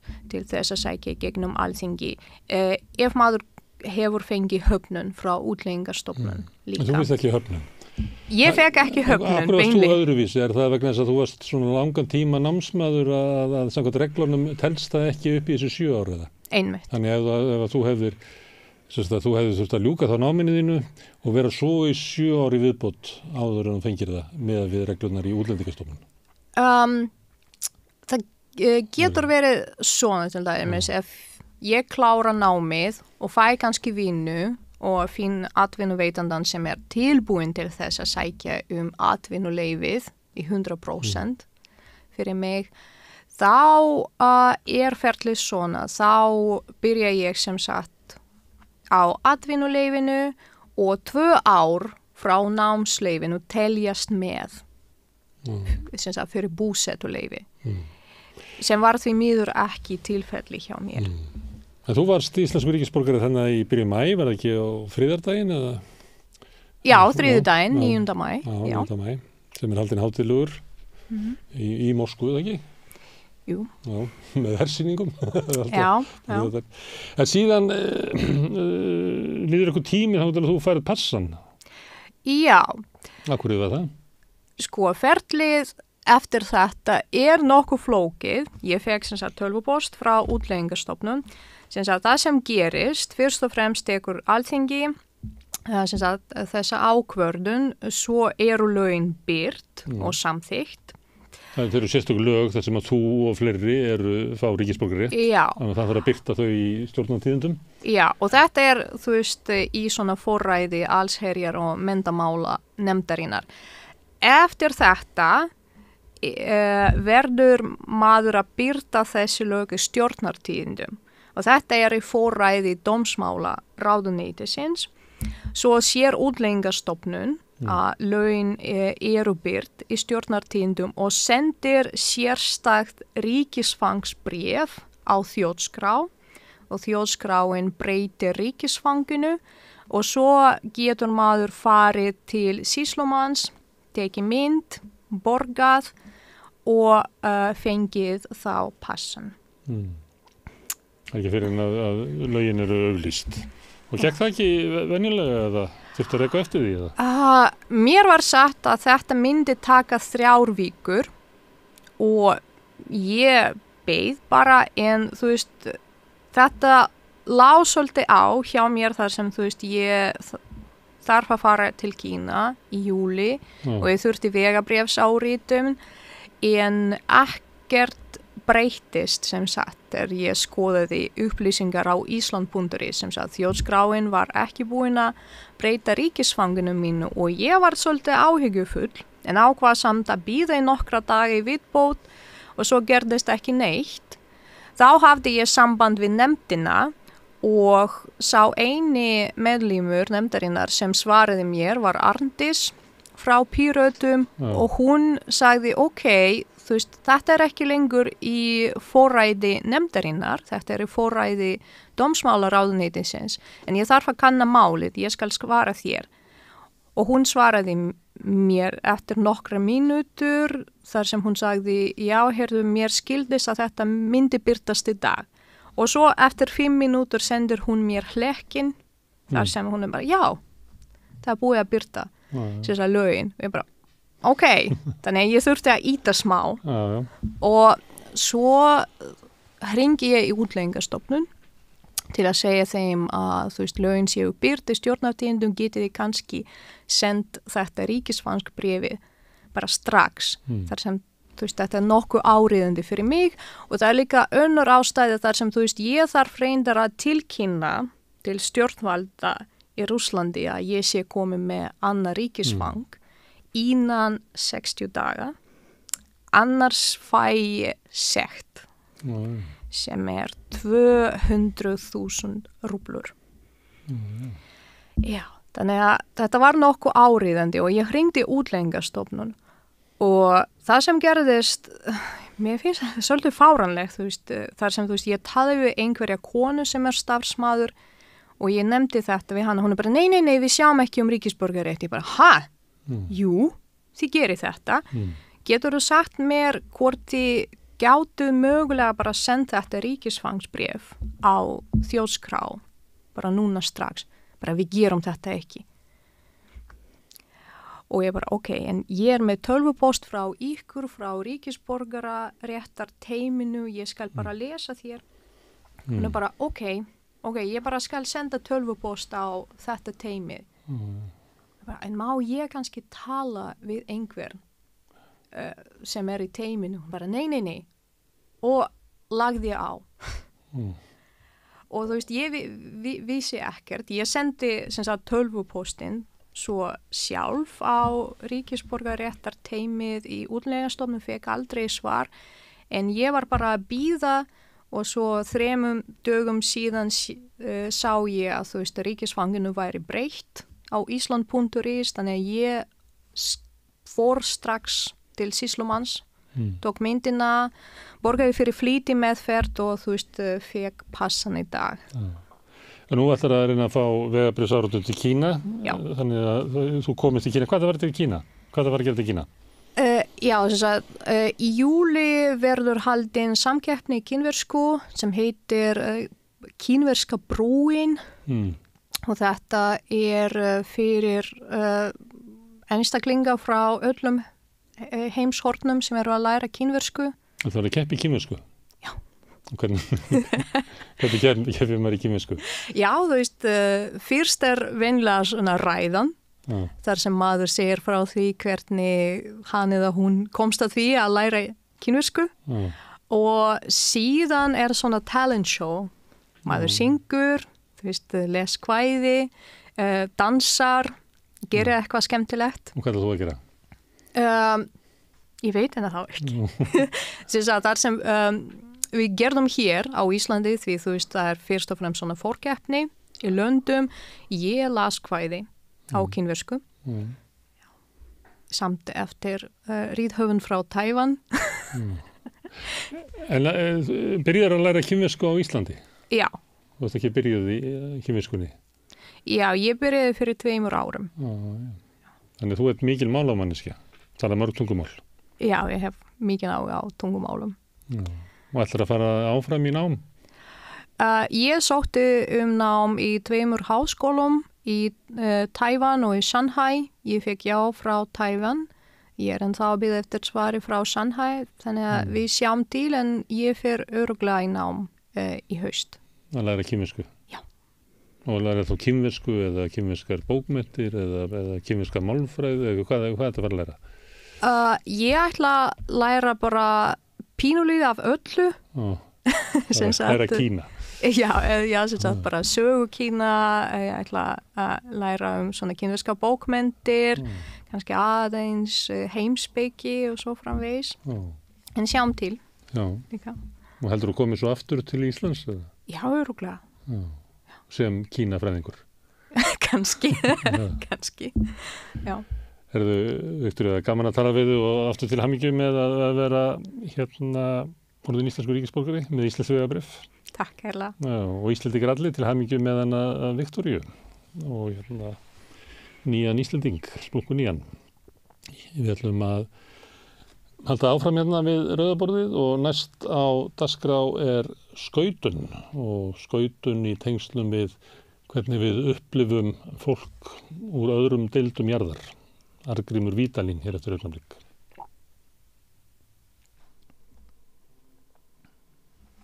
Já, við ætlum að tala skautun. Við gerðum það hér daginn að Þorgerður Einarsdóttir kom hingað og talaði skautun í svona umræðu kynseinmál og transmál og hún var með erindi á ráðstefnu sem var á Akureyri skautun sem þegar að umræðu mál fer í svona 2 horn, 2 víglínur jafnvel og gnistir á milli og það gerist þegar það er rætt kynseinmál og transmál. En það gerist líka þegar það er ræða fátæka og innflytjendur og útlendinga ekki síst.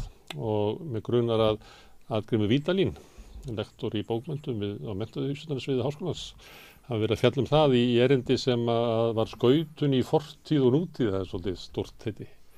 Já. En það er að því að þú ferði við langt tímasvið. Og við þekkjum öll núna umræðu innflytjendur og flóttafólk og hælisleitendur og fólk sem ekki eins og við, hvað svo sem þetta við Og að því þú ferði við svona langa tíma, þá frist þetta kannski bara að byrja á að spyrja, þetta eitthvað sem að bara viðloðandi mannfélagið, að einhver ótti og uggur gagnvart þeim sem eru öðruvísi og tala öðruvísi, hafa aðra síð en við eða bara koma annars staðar frá? Þetta eitthvað sem hefur alltaf fylgt okkur, mun alltaf fylgt okkur? Það má í raun og veru segja það, vegna þess að það er tiltölulega nýskeið í fræðunum að það sé viðurkennt að fyrirbæri á við kynþáttahyggju hafi geta verið til langt aftur í aldir. Þetta var sem sagt umdeilt meðal til dæmis sagnfræðinga vegna þess að kynþáttahugtakið sem slíkt sem var þá vísindaleg, skulum við segja, tilraun miðað við þess tíma mælikvarða til þess að flokka mannfólk í undirtegundir sem síðan reynist vera fullkomlega röng flokkun, það engin genetískur munur á milli kynþátta eða við skulum segja hann mælist valla. Það meiri munur á fólki, jafnvel bara genetískur munur sem sagt eftir ýmsum öðrum þáttum heldur en kynþætti eða uppruna. En það sem að gerist þarna á 18. og 19. öld þegar þetta kynþáttahugtak að verða til þess að lýsa þá, og að sjálfsögðu verður þetta fyrirbæri til á Vesturlöndum í Evrópu og þetta ekkert eitthvað glænýtt fyrirbæri.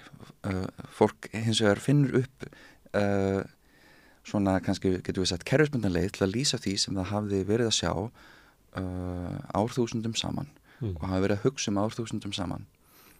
Og það til dæmis einn heimspekingur sem heitir Ron Mallon hefur fært fyrir því mjög sannfærandi rök að mínum mati að það sé innbyggt í mannfólk þessi hugsun að vilja flokka og við og hinir.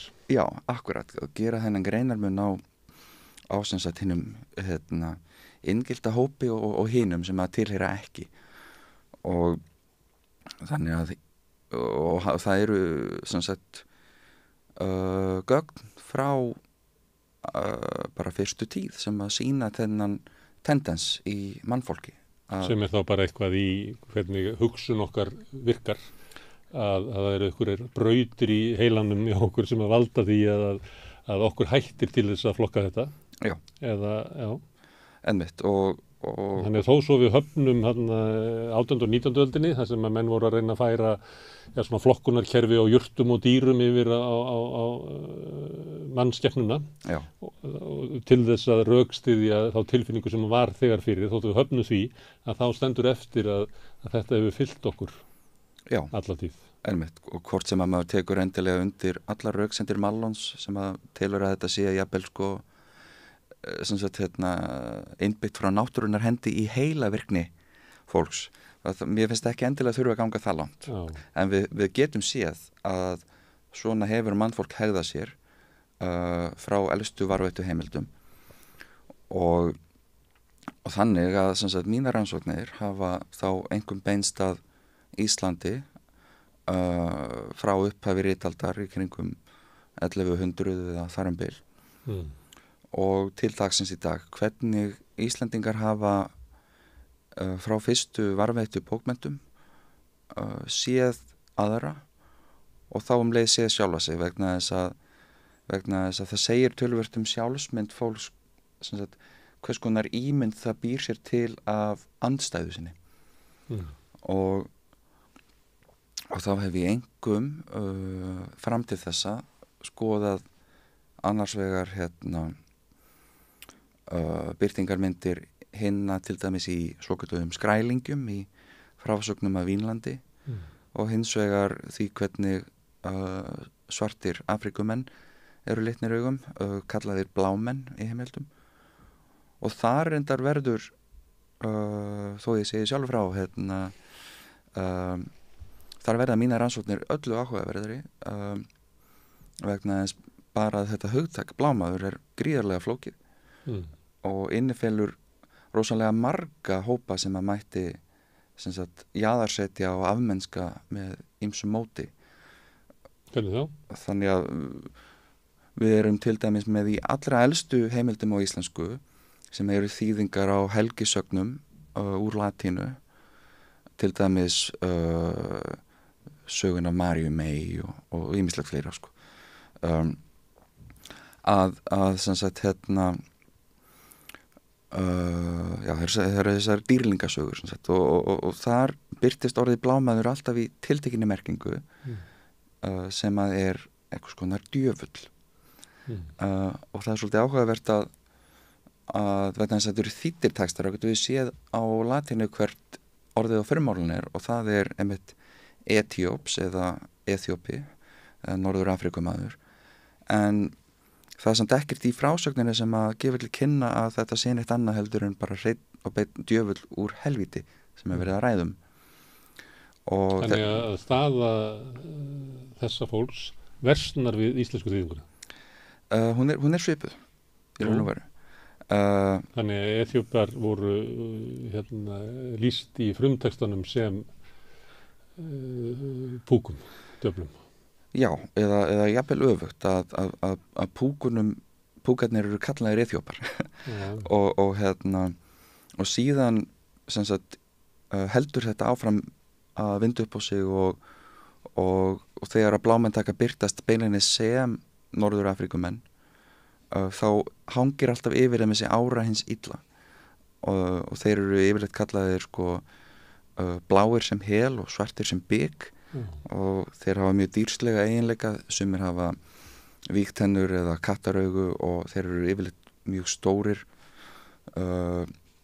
sterkir, jafnvel nánast ósegrandi búa á allir við tungumáli, þeir öskra, þeir fróðu fella, þeir eru í raun og veru ekki mennskir, þeir eru bara einhvers konar ófrískjur sem eru oft notaðar til dæmis, það eru marga frásagnir af því að konungur eða jarl eða einhver sé beinleinis með blámann í vörslu sinni, jafnvel sem einhvers konar skylmingaþræl sem að síðan notar til að siga á óvelkomna gesti við hirðina og lýsingarnar á sem sagt þessum svokölluðu blámannum eru bara bókstaflega skelfilegar og það sem að er kannski einna skrítnast það er kannski ekki beint skrítið en það er áhugavert, það er að þegar að byrjar að safna þjóðsögum á Íslandi fyrsta skipti á 19. öld Konrad Maurer þjóðverinn, hann gefur út sem sagt íslenskar þjóðsögur og hvetur sem sagt Jón Árnason áfram til þess að halda fram sínu verki og gefa út sko.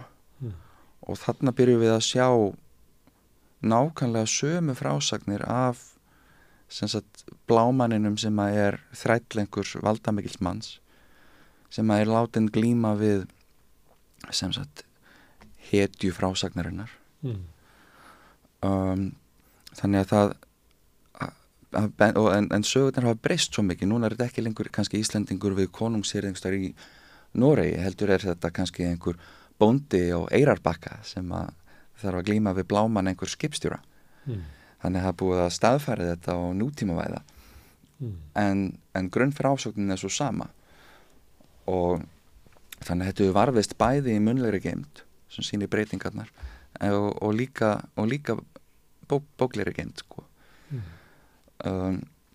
þannig að mér var svolítið áhugavert bara sem rök í þessu máli að fyrir því að kynþáttahyggja hafi alltaf tilheyrt okkur sem ekki sögulegt fyrirbrigði frá nýlendu tímanum og réttlæti fyrir þrælahald og öðru slíku. Akkurat, þannig að þegar við lesum frásögn sem er skrásett á 19. öld og reyndar sumar aðra skrásettar á 20. öld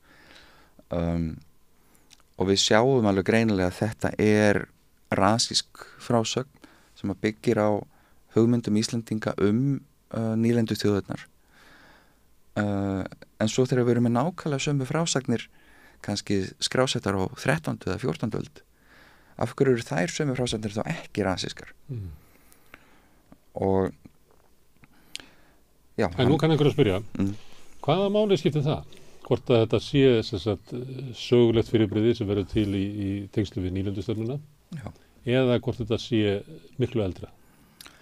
Vegna þess að ég held að við getum mögulega lært töluvert skautun í nútímanum með því að kynna okkur nákvæmar söguna alla. Þannig að ég er svolítið mikið í því í mínir rannsóknum að taka svona langtíma snið skoða frá því elsta sem ég get fundið og rekja það áfram og það er þessi litla breyting sem er á þessari tilteknu frásögn sem mér finnst svo merkileg að svarti maðurinn er bara einhvers konar skrimsli en þegar það er komið fram á 19. öld þá er merking orðsins blámaður orðin miklu þrengri heldur hún var og þýðir bara svartur Afrikamaður og er notaði niðrandi merkingu og það kannski sýnir líka hversu ómennskir þeir voru taldir vera að í þessum frásögnum eru líka að vera hundur sem að sögu heita en þar sömulegðis að berjast við og það er engin munur á lýsingunni á hundinum eða blámanninum þetta allt saman bara eitt gapandi, organdi, fróðufellandi kjaftur sem það þarf að reka hníf upp í eða eitthvað áleika sko. Þannig að þú getur bókstaflega svissað blámanni og hundi og ólíkum viðuregnum án þess að þú sjáir mun í textanum. Sem oft lýsing á fólki úr öðrum deildum jarðar, það oft svona eins og lýsing á viðhrumur regluna og hitt kaos, eitthvað sem við getum ekki höndlað eða stjórnað og við skiljum ekki hvað drífur fólk áfram og hvað það sem nær inn í svona rasískar hugmyndir dagsins í dag. Einmitt. Og grundvöllur þessari hugsunar eins og að birtist okkur á Íslandi síðan í raun og veru hinn kristilega lærdómshefð evróskra klerka. Þannig að við getum sko, það þessi tiltekna hugmynd sem sagt ófreskjur eða sko við getum sagt minna mennst mannfólk sem að býr í öðrum heimsins og þetta ævaforn hugmynd birtist meðal annars í ritum Heródótosar á 50. öld fyrir Krist birtist aftur í ritum Plíniusar eldri á 1. öld eftir Krist og þetta eru sko skrímslislegar þjóðir sem að til dæmis sumar þeirra hafa ekki höfuð en þeir hafa andlit í bringunni og sumir eru með hundshöfuð og hafa ekkert annað tungumál en gelt. Það eru einfættir Já, akkurat, einfætingar eru þarna. Þeir birtast einmitt síðan í íslenskum frásögnum af Vínlandi og ég ætla að útskýra af hverju eftir smá stund en sem sagt þessi hugmynd einhvern veginn hvernig sko henni siðmenntaða miðja Evrópu miðja heimsins, bókstafleg og siðferðislega miðja heimsins en jaðarinn eftir því sem þú fer fjær Evrópu þeim mun sko ómanniskulegri verður jaðarinn og þannig trú fólks langt aftur í aldir að nyrst í heiminum það búið til dæmis hvítt, ómanniskulegt fólk mannætur vegna kuldan sem þar og svo í suðrinu þar eru sem sagt menn sem eru svo brunnir af sólarhita að þeir eru allir svartir þetta eru sömulegis oft mannætur og Afrika verður einhvern veginn sko þessi svona helsti punktur hins illa í miðaldaritum og svo þróast þessi hugmynd smám saman, kirkjufeðurnir byrja að ræða þetta af því að rit Plíniusar var svo vinsælt að allt í einu þá Ágústínus kirkjufæður á 4. öld farin að velta fyrir sér og á guðfræðilegum nótum hvort að skrímsli séu yfirleitt til og kemst að þeirri niðurstöðu að ef þau séu til þá eru þau sköpuð á Guði þannig að annað bara ómögulegt þannig að þau gegna tilgangi í heimsmyndinni hvort sem að þau eru illa eða ekki og síðan þessu slengt saman við hugmyndina hinnar fordæmdu þjóðir sem birtast okkur í biblíunni og bæði sem sagt afkomendur Hams, sonar Nóa sem að sko það var þannig að Sem, sonar Nóa hann hlýtur Asíu og ættfaðir allra Asíumanna þess vegna eru gyðingar og arabar kallaðir semítar í höfuðið á honum og Jafet hlýtur Evrópu en hinn illi Ham, hann hlýtur Afríku og þaðan spretta hinnar fordæmdu þjóðir beint undan hans Var það sá sem að Nóa bölvaði? Já Því hann kom að honum nögtum í tjaldinu ofur drugnum Akkurat og hann gekk aftur á bak til þess að hylja nekt föður síns en Nói pirraðist og bölvaði honum Einmitt og fyrir þennan svona, hvað getur þú sagt þennan pínur illa brest þá verður hann ættfæðir allsins illa einhvern veginn og opinberunarbókin segir frá því að á dómstegi þá munu þessar þjóðir herja með andkristi gegn kristindóminum og svo mætir Jesú og bara sveipar öllu saman niður til heljar sko. Og þetta sýnt á heimskortum og myndum frá miðöldum allt þetta og það sko Jerúsalem í miðju heimsins hinn fullkomni staður Þannig að þetta svolítið svona grundvöllurinn fyrir því hvernig hinn sko forngríska og fornrómverska hugmynd ófreskjur og jaðrir heimsins verður tekin inn í kristilega kanónu, berst þannig til Íslands og Íslendingar eru auðvitað mjög ákveðnir í því að þeir tilheyri Evrópu og þeir eru kristnir. Og lifi heimi þar sem að jafnframt lifir fólk sem að minna mennst, drifið áfram af öðrum hvötum, óáræðanlegt og erfitt að eiga samskipti við andstæðinga þínir, óvinnir, geta ég vel getið þig. Einmitt. Og þá fara að mála upp heiminn í þessum sömu litum og þeir hafa séð í evrópskum ritum. Og mér finnst sérstaklega áhugavert að lesa sögurnar af Vínlandsferðurum í þessu ljósi vegna þess að Ísland, það svolítið á jaðrinum með það ekki. Við erum langt út í hafi, hér ættu að búa eintóm andkristileg skrímsl. Íslendingar þurftu að berjast fyrir því dönum að vera ekki flokkaðir með skrælingum. Já. Það var sjálfsmynd Íslendinga var alltaf á línunni að berjast fyrir að fá að vera réttu megin hennar, eða ekki?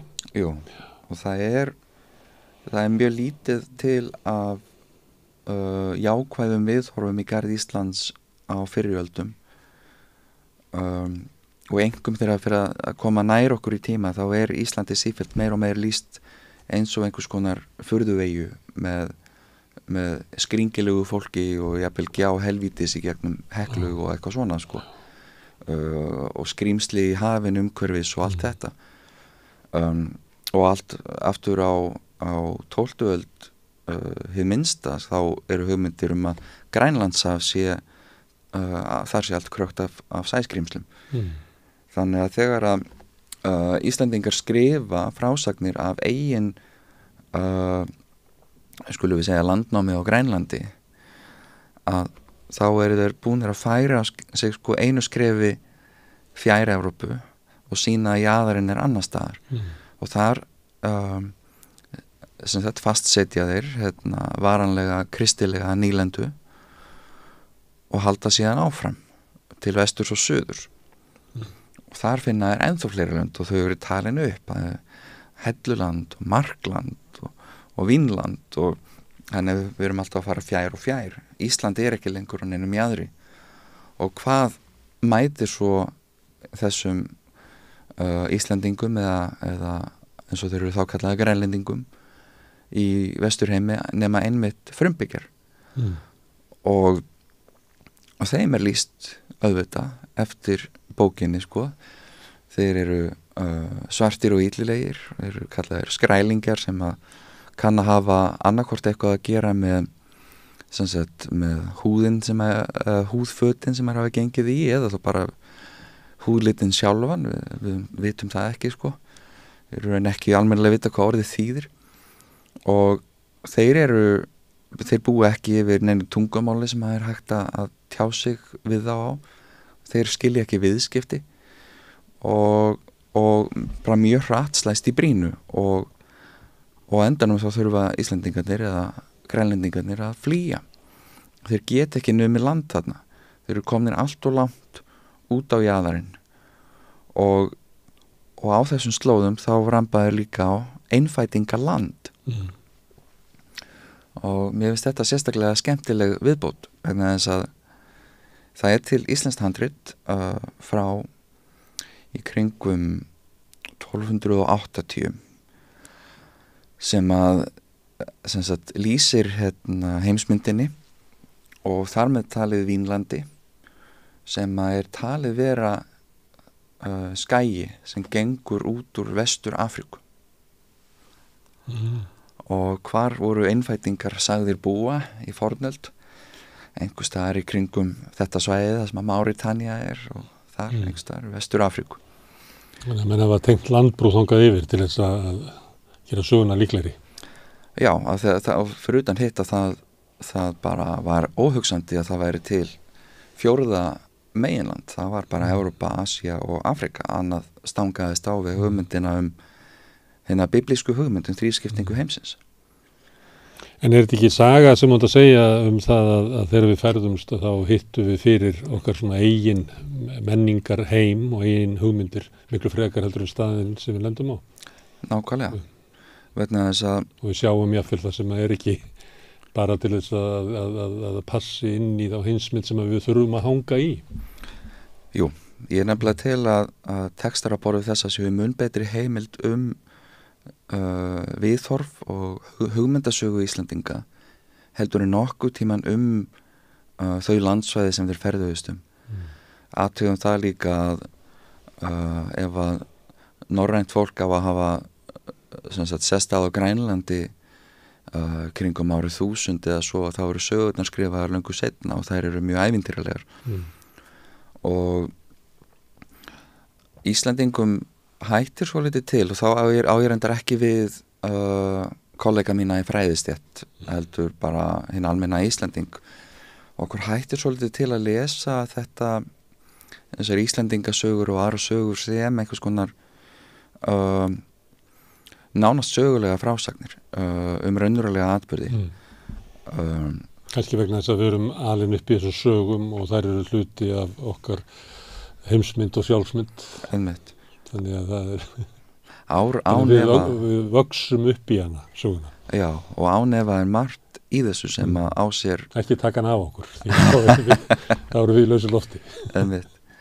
Það var að sjálfsögðu mjög gaman og mikilvægt þegar að við uppgötuðum að raunverulegar norrænar mannvistarleifar á Nýfundnalandi og sem staðfestir það að fólk kom þarna hérðan en svo er spurningin hversu trúanlega við að taka alla söguna, það staðfestir ekki alla söguna Herðu, ok maðurinn hefur haft þessa hugmynd ókunnuga sem annarra tegundar frumstæðari grimmari, minni guð í þeim, minni mennska.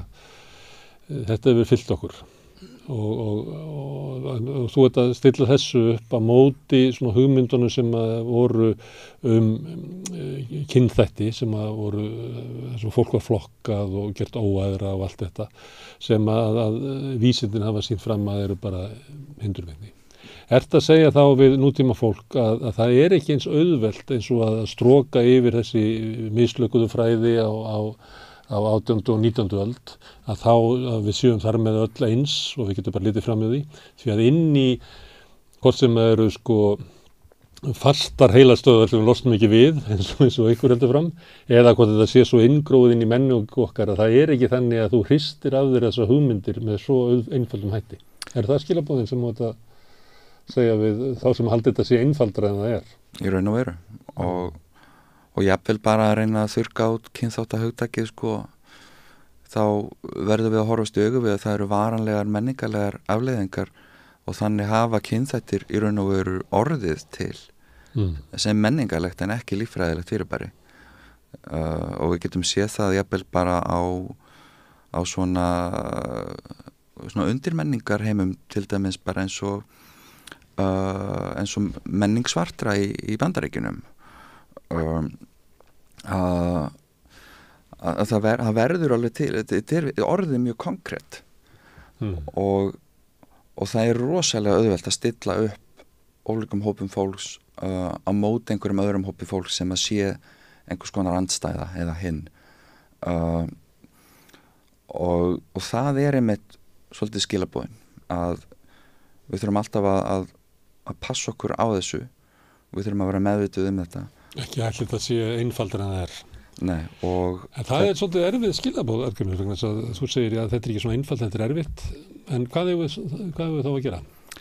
Það er nefnilega stóra spurningin Ég var dvaldi í Afríku tíma, dóttir mín er þaðan og það er eitt af margs konar reynsla sem maður fyrir þar og reynsla sem átti að segja á því var var svona ég var að segja við sjálf á mig bara holy shit hvað óttinn við svartamannin er djúpt inn í manni það er náttúrulega ég er alveg upp í kannasjórpið að horfa á kombat og alls konar svona hluti þar sem að þetta er mikið þetta er bara inn í menningunni bara dælt í mann og svo og það tekur maður bara langan tíma og ég hugsa að þetta bara eins og að vera bara í ræktinni eitthvað, ég var bara að æfa mig og mér fannst að taka bara vikur þannig að ég var orðin svona frjáls í sko samfélagi svartra. Við vorum í Tógó, í Lóme, höfuborg mest í Tógó, það sem var eiginlega engin hvítur með sko. Það var eiginlega, við vorum mjög sjaldan sem að það var svipað og að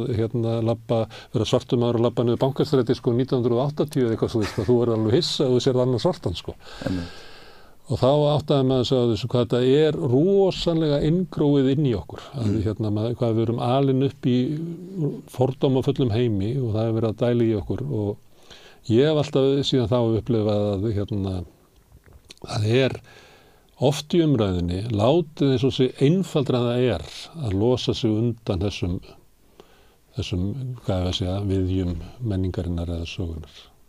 Já, og ég nefnilega held að það sé gríðarlega erfitt, jafnvel fyrir þau okkar sem að teljum okkur vera, ég hata orðið umburðarlindur, mér finnst að gefa röng skilaboð, en við sem teljum okkur vera víðsýn, ekki haldin slíkum fordómum í garð annara kynþátta, annara menninga, annara þjóða og svo framvegis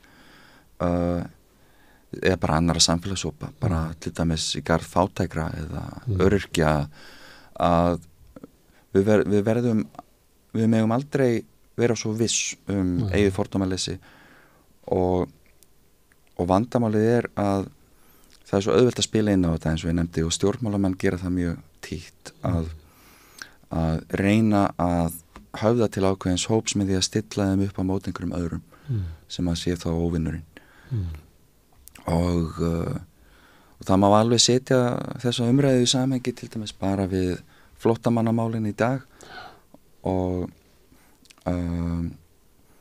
ég veit ekki hvort að þú verður hissa ef að ég segði þér að síðan að kristnir menn uppgötuðu tilvist múslima þá hafa þeir líkt þeim við hunda, teiknað á með hundshöfuð og þetta er ennþá myndmál sem er notað í dag hund, tyrkjar og annar eins ósómið sko. Við erum alltaf föst í þessum sömu skotgröfum sem að okkar menning hefur notaður í. Já. Það er líka varandi múslimana að það er inngróið svolítið á Vesturlöndum ótti við þá og það er til dæmis að sjá menn vera að biðja þar sem allur hópurinn er saman og snýr í sömu átt. Þetta voru alltaf verið valdið Evrópumönnum hroðalum ótta að þannig sé einhver hópur sem er stýrt af einhverju sem að við skiljum ekki og þeir eru svarandi minni einstaklingar að þeir séu líklegri til þess að sko ferðast einhvern veginn með massanum og öðru. Þetta finnir þetta út allt. Það sem ég er alltaf fyrir mér að því þú sagðir þetta við sem segjumst vera eða teljum okkur vera eða viljum vera umburðarlyndari vegna þess að hvað þetta er djúpt í okkur að ertu að segja það að sá sem að segir að ég er fordómalaus að hann hefur kannski ekki horfst í augu við eigin menningu og eigin fordóma. Þannig að við ættum frekar að ganga vitandi það að við berum þetta allt meira og minna inn í okkur. Já, við ættum að viðurkenna í öllu falli möguleikan á eigin fordómum alltaf.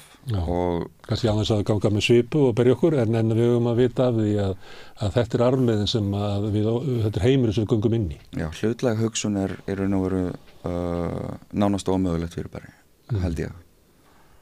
Þannig að það er ekki hægt að halda því fram að til dæmis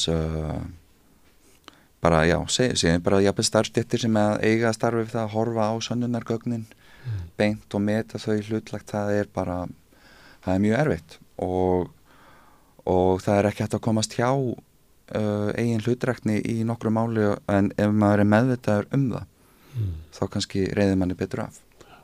En skautun er það að aðgreina fólk í við og hinir. En skautun er líka hvernig umræðan að hún dettur ofan í skotgrafir og hóparnir bara garga hvora annan. Og þannig svolítið getur orðið umræðan flóttamannamál eða innflytjendamál í dag. Einmitt. Ég veit ekki hvort það setja að spyrja bókmennafræðinga því, en hvað hefur að gera til þess að losna við þetta? Já, ég held að opin umræða þessi mál, bara til eins og við erum að stunda hér og nú. Ég held að hún geti hjálpað tölvöld mikið og Svo spurning til hverja hún nær, hversu margir eru tilbúinir til þess að skipta skoðun eða í öllu falli reyna að vega og meta ólíkar hliðar. Skautun náttúrulega vandamál sem að verður að mörguleiti jafnvel óhjákvæmilegt undir ákveðnum kringumstæðum. Enda, ég meina, við getum alltaf sagt að skautun sé mjög neikvætt fyrirbæri, við viljum ekki hafa hana, eins og skautun á milli trumpista og demokrata í Bandaríkjunum, eitthvað slíkt, það sem allir eru illir einhvern veginn. Í augum hinna. Já, en á sama skapi til dæmis ef einhver verður fyrir kynþáttafordómum, þá augljóslega það er mjög erfitt að svara slíku með einhverju yfirvegari rökræðu. Maður ekkert að vera að rökræða það hversu að miklu marki einhver annar megi afmennska mann. Þannig að ég held að sú skautun sem ég hef rannsakað sé sérstaklega flókin og ég hef engin sérstök svör hvernig við getum losnað undan slíkri skautun. Hvenær mögulega í sögu mannkyns að væri hægt að koma í veg fyrir rasisma eða sambærilega skautun af einhvers konar menningarlega bundna andúð á hinum. Ég er ekkert voðalega bjartsýnn hafandi litið á nokkur þúsund ára sögu að þessu. Þetta hverfi í bráð. Já. Og þá það spurningin hvernig lifum við með því að þetta sé element í menningu okkar og samfélagi manna. Já, með því að gagnrýna þetta og reyna að breyta heiminum. Einstaklingur fyrir einstakling til eins betra, vona ég. Það kannski... En að því við tölum svolítið út frá Evrópu, að þú ert að lýsa því, heimsmynd Evrópu. Ef við myndum færa okkur til Kína eða til Afríku, eða er þetta sammannlegt? Það er nefnilega svolítið áhugavert að við, bara svo ég taki eftir dæmið af frumbyggjum Ameríku, að það eru til sem að Valdimar Hafstein þjóðfræðingur hefur rannsakað, þjóðsögur grænlenskar af sem sagt komu hvítra norrænna manna til Grænlands og þeim lýst bara sem algjörum tæknivætum villimönnum sem að koma og drepa og nauðga og sálarlausum. Já. Og þannig að við köllum sem sagt ameríska frumbyggja skrælingja, grænlendingar kalla norræna menn kaflúnaka í þessum sögum. Ég veit ekki alveg hvað það þýðir en og við getum skoðað rit múslima frá því þegar þeir komast í kynni við kristna menn sem að þá eru henni kristnu, þeir eru svona hvítarvofur einhverjar. Já, mjög ríkt hjá múslimum eru við og hinnir, það er bara mjög ríkt.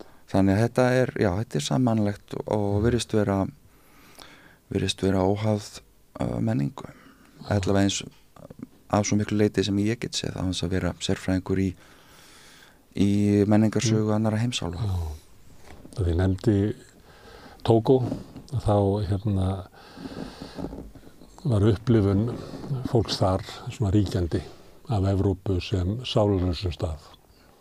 Man eftir lækni sem ég talaði við sem að snýr aftur heim eftir að hafa starfað í Þýskalandi í næstu 40 ár.